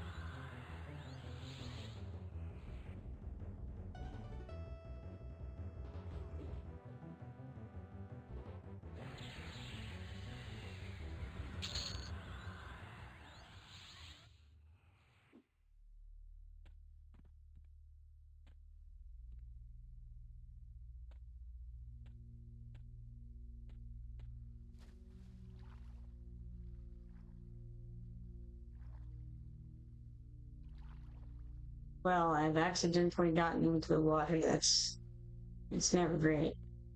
Came better at swimming though. Rotex says makes sense. I just noticed the exact same timer on cooldown, so I was curious. Yeah, it is. They seem to go off simultaneously if you have it on auto attack.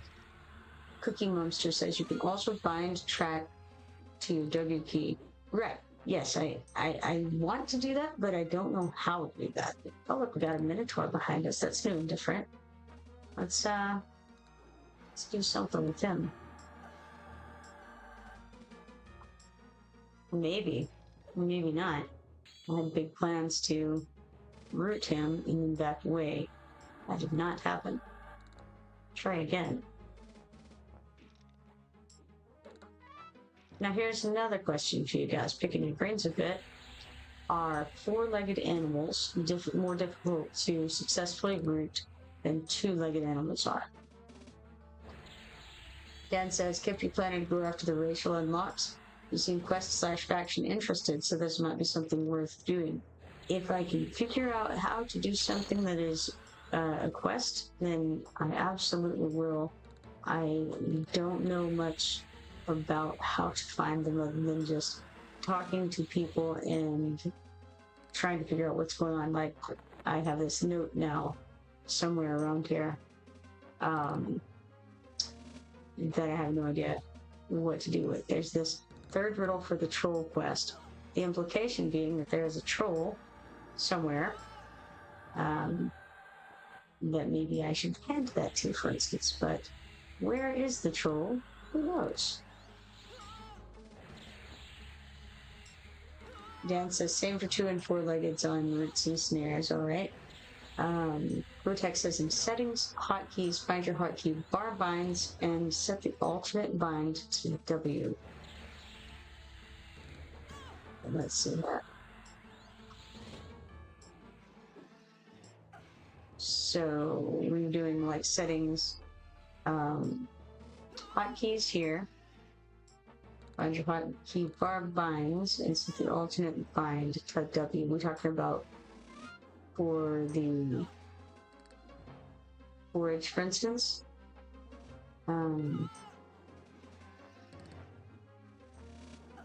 Okay. We've got spell gems, spell book skills. I think that I have not done this right. Okay. Let's see. What if I just right click this? And this is not useful. Okay. I have no idea. Choose a color for the social name. How odd. That's not it.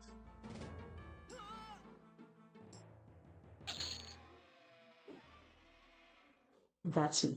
Alright, so I've done this wrong. In achievements, okay, hold on, let's back up there. Settings, hotkeys. I don't know where that is. Other than here. Find your hotkey bar binds.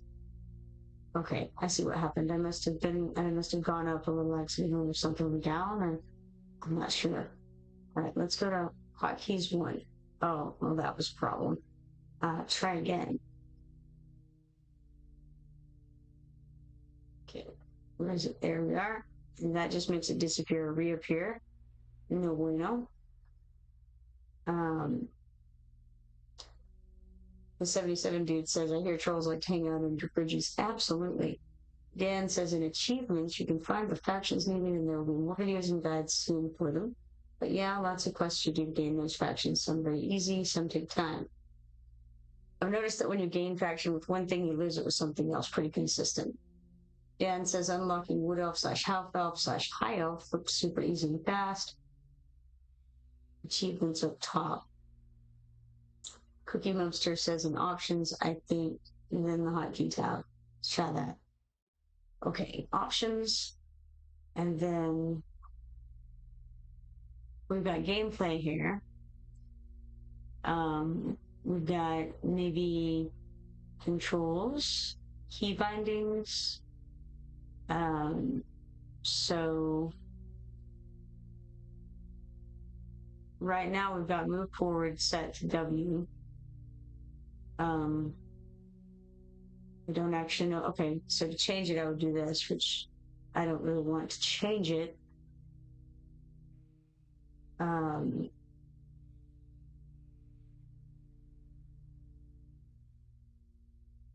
Vertex says, I think you have to open options, like where you do settings, like audio and video. Use that menu to figure out which hotbar your forage key is on. You don't want it on hotbar 1, but any of the others works. Okay, I have it currently on, I have no idea which hotbar number this is. Maybe 2, maybe 3. Cookie Monster says keybind. Yes, we got there. Rotex says category hotbar. Dan says now you use the pull down to go to hotbars probably. Oh, pull down. Got it. All right. Very good. Okay, let's try hotbar 2. Maybe not. Try 3. I don't know. It doesn't look good. Maybe 2. How do I know? Is there a way? Okay, I'm currently showing the spinner. But it looks to me like all of the spinners say 1. There's a 1 on this one. There's a 1 on this one. And there's a 1 on this one. Dan C says try hotbar 2. All right, we got hotbar 2 up. Dan says hot button 1 key press set to A. Okay. A. It turned red. Let's see if it works. Ha! No, that was the wrong one. I assumed the berserker stance. So let's take that off. I want to make it blank. If I don't press a key, will it be blank? Maybe. Escape? Yes, escape worked. Cool. Alright, so let's try hotbar 3 in that case. And then key press, let's not hot button 1, right? Let's try A. Actually, I want to try W instead. Press that more often. Okay, now let's try that. Yes, that worked. Alright, excellent. Hotbar 3 it is. Rotex says red means you have it bound multiple times. We're close. Excellent. Hotbar 3 was in fact the answer. Good job, guys. You managed to walk me through it. Now it's a task for true heroes. Rotex says then move tracking over to hotbar 3. Slot 2. Yeah, that makes sense. I agree. Or maybe not tracking, maybe the traps and sneak and all that stuff. Makes sense.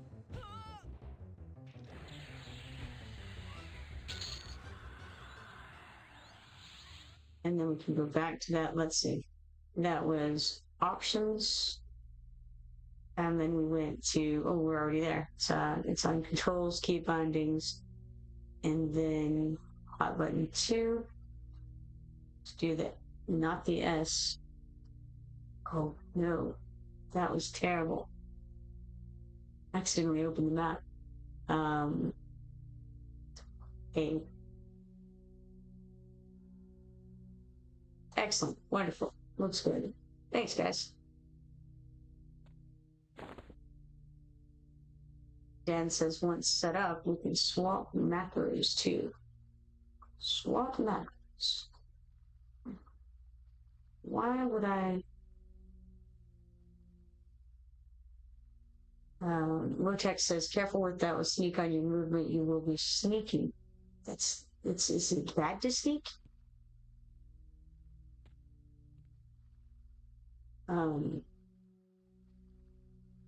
I seem to become unhidden every time I move out of it. So I assumed I don't know what the detriment of sneaking is. Apparently, I'm going to get everything in this whole area on you.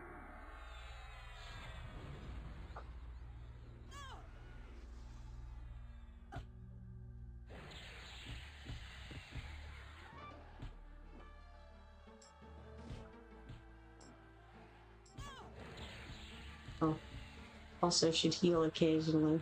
Man.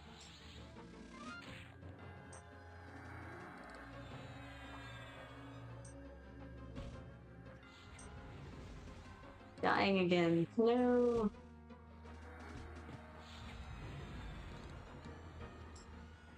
So while you're okay, it's fine. While you're sneaking, you're just very slow. Dan says if you're running away, you might slow to a crawl. Well, that sounds bad. I find not much use in running so far because it seems like um, running is a futile endeavor. Cannot see in here. No idea which way to go. There we go. Got there. The 77 dude says, no! Yeah, it's fine. It's just a little death now and then. Makes you a little tougher. Alright, let's load the buffs again. Rotax says it's a good way to train it, though. Just be sure you can toggle it off quickly if you're trying to pull or run away. Yes, that makes sense.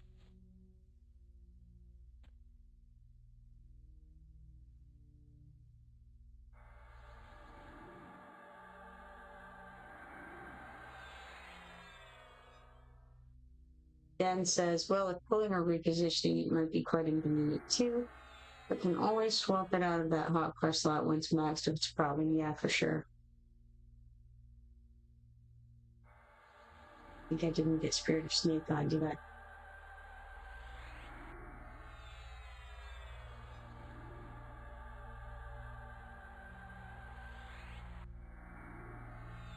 Rotex says, are you running max level symphotic or BRD? I think so. I can check in a moment, but I believe so.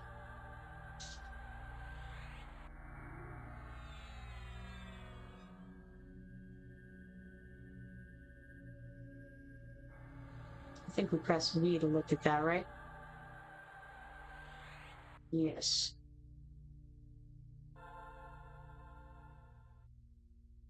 Symphonic aura, yeah, 10 of 10.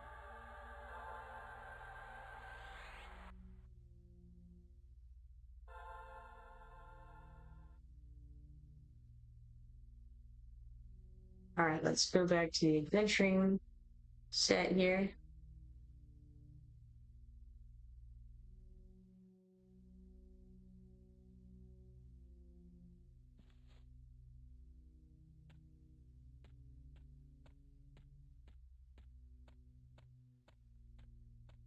Found the Froglog Ghoul book, so that was a fun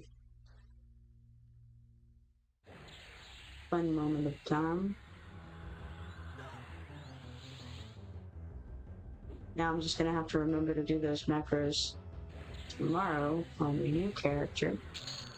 And that'll be super cool. You start getting those things trained up early, I imagine that would be very nice.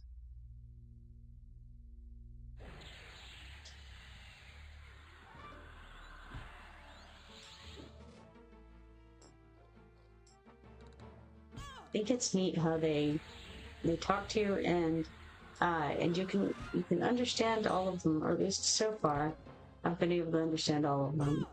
The enemies when they say weird things to me. In Everquest 2, you have to learn the languages.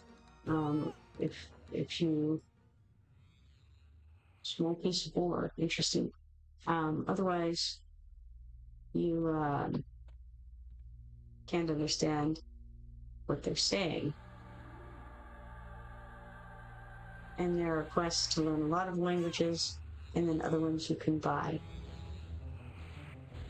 Rotax says you may be able to save your existing UI and hotkeys. I did try that. What I did is I searched the files for everything that said my character's name, and I copied all of that to another folder. Don't know if it'll work or not, but I thought I'd give it a shot. Dan says it was similar in regular EQ with languages, but it's not part of the EQL.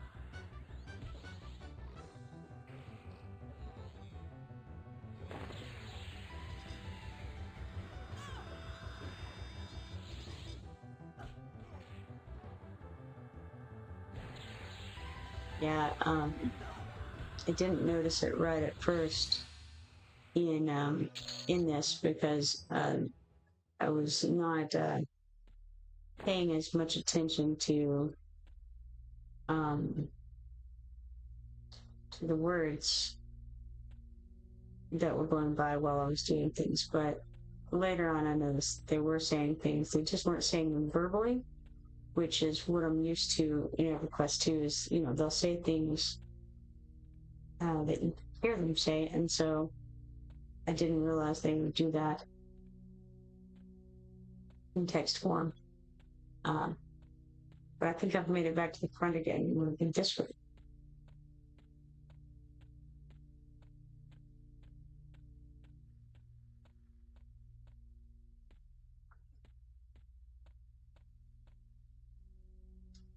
I'm definitely running into the same area over and over again. Good job, me. Here we go. This is more like it. Maybe. Thought those guys would come up at me, but they did not.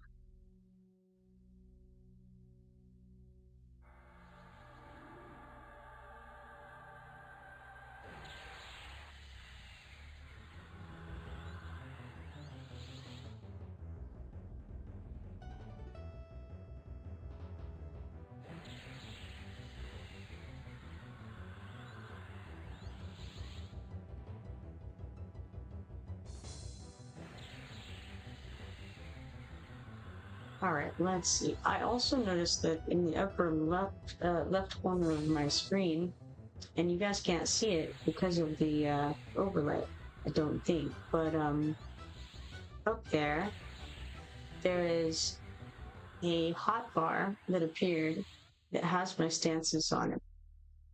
So all of the stances that I currently have down in the lower right section of my screen are up in the upper left section with symbols instead of words.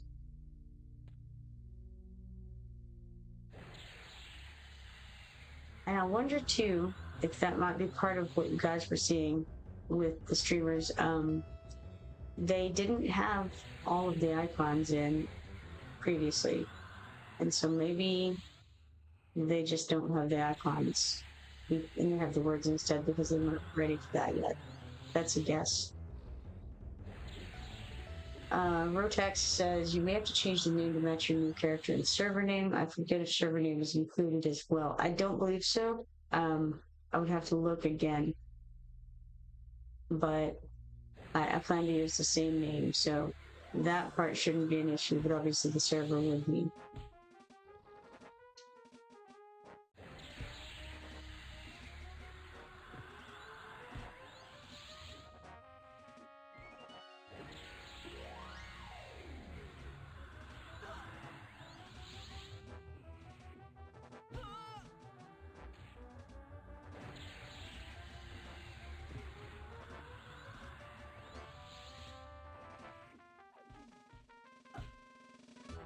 Now I think that the servers should be up tomorrow by sometime in the early afternoon in my area. Not sure about where you guys live, but this is my understanding.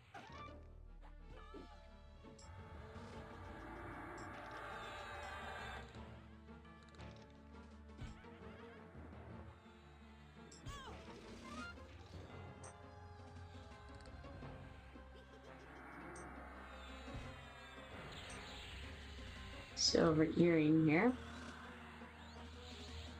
Oh yes, no space in inventory, right?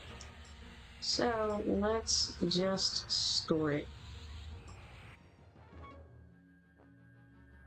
Let's see.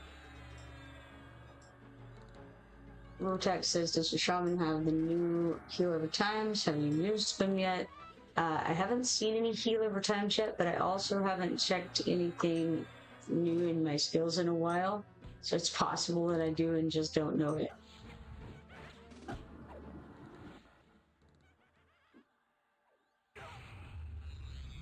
Dan says noon PST, 3 p.m. Eastern, yeah.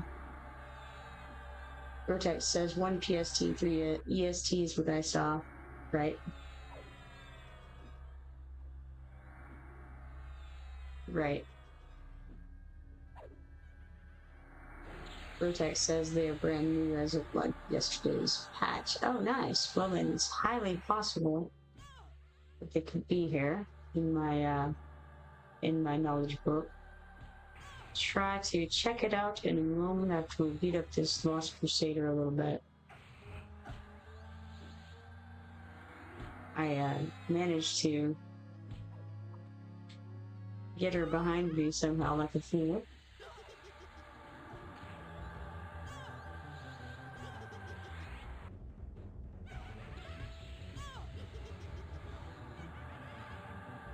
But that's okay.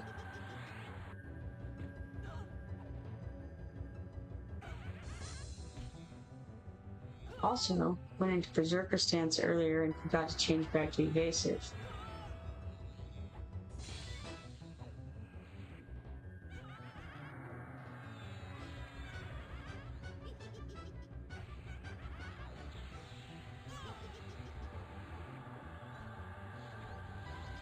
You know, I think that previously I had said that I was doing balanced in Divine, but I think actually I had been doing Berserker and Divine prior to doing evasive and recover. Now that I'm looking at it again. As far as the stances and invocations go.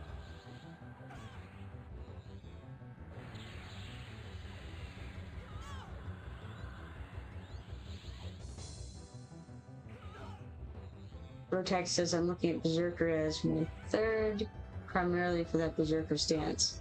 Monk, Shaman, Berserker. Nice. Okay, so we have to click Q to get out of combat here. And then there was something, oh yes, knowledge book, right? You were asking about heal over time. Let's see. I don't know if it would be further along in here probably, since I didn't have it previously. Okay, so we got summon food and drink. We've got regular healing. Largo's melodic binding encompasses up to 8 nearby creatures and magical blinds, slowing their attack speed. Cool. Cassandra's Chant of Clarity, a light melody that restores the mana of your group. Then we've just got Inquire, Endure Cold, Endure Fire. I'm not sure why they're over here, because those aren't new things. Disruptive Discord causes damage to up to 8 nearby creatures and lowers their armor class by 7. That's cool. And that one is one that I don't know. Maybe it might be one that can be going off all the time. Symphonic Aura, possibly. To grow, we got Spirit Strength. Shari's Sonorous Clouding.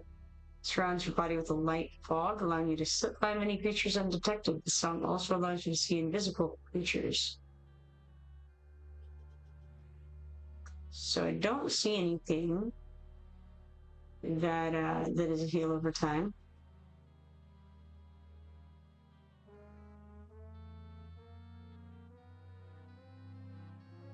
Definitely have more things that I could be using that I don't know that I was aware of having, but that's all right. Let's see. Rotax says the attack speed, combat skill reuse, and chance to hit is so good. I assume you mean on the Berserker stance, yeah. Dan says Zerker stands super powerful, definitely worth having it up if you can endure, you can, I assume, endure health-wise. Rotex says the easiest way to check your spells is to right-click your spell gem slot, right, but you have to have an empty one to right-click that and go through the right-click menu to find and select. The 77 dude says stoicism, heal over time, level 35, shaman spell. Okay, yeah, I'm not that high yet. This character is like 28, so wouldn't have that. Rotex says I think you have to buy the new huts from the vendor. Definitely haven't done that either. So yeah, doesn't look like I would have them either way.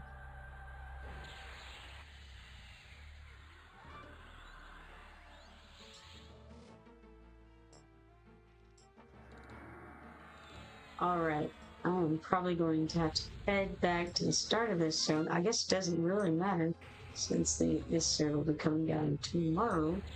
But I've got to start getting ready for bed here pretty soon, and I may as well go and make it to the front of this place before I do that.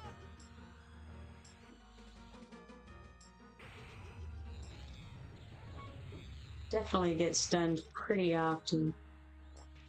So we've got a warrior and a wizard. This greater skeleton here.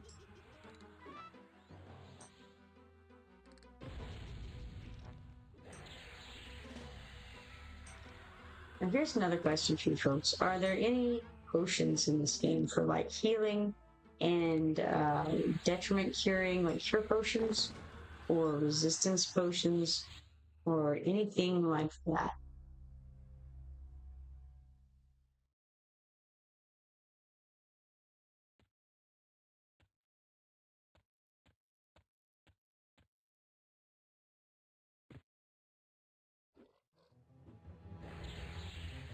Dan says, yes, alchemy trade skill. Cool.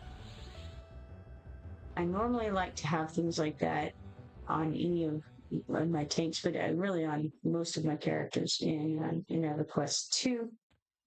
But I feel like they would also come in handy in this game. Turns out I was very near to the entrance to start with. All right, there we are. And let's see. Dan says, used to be shaman only, but on EQL, alchemy and tinkering are available to all. It's awesome.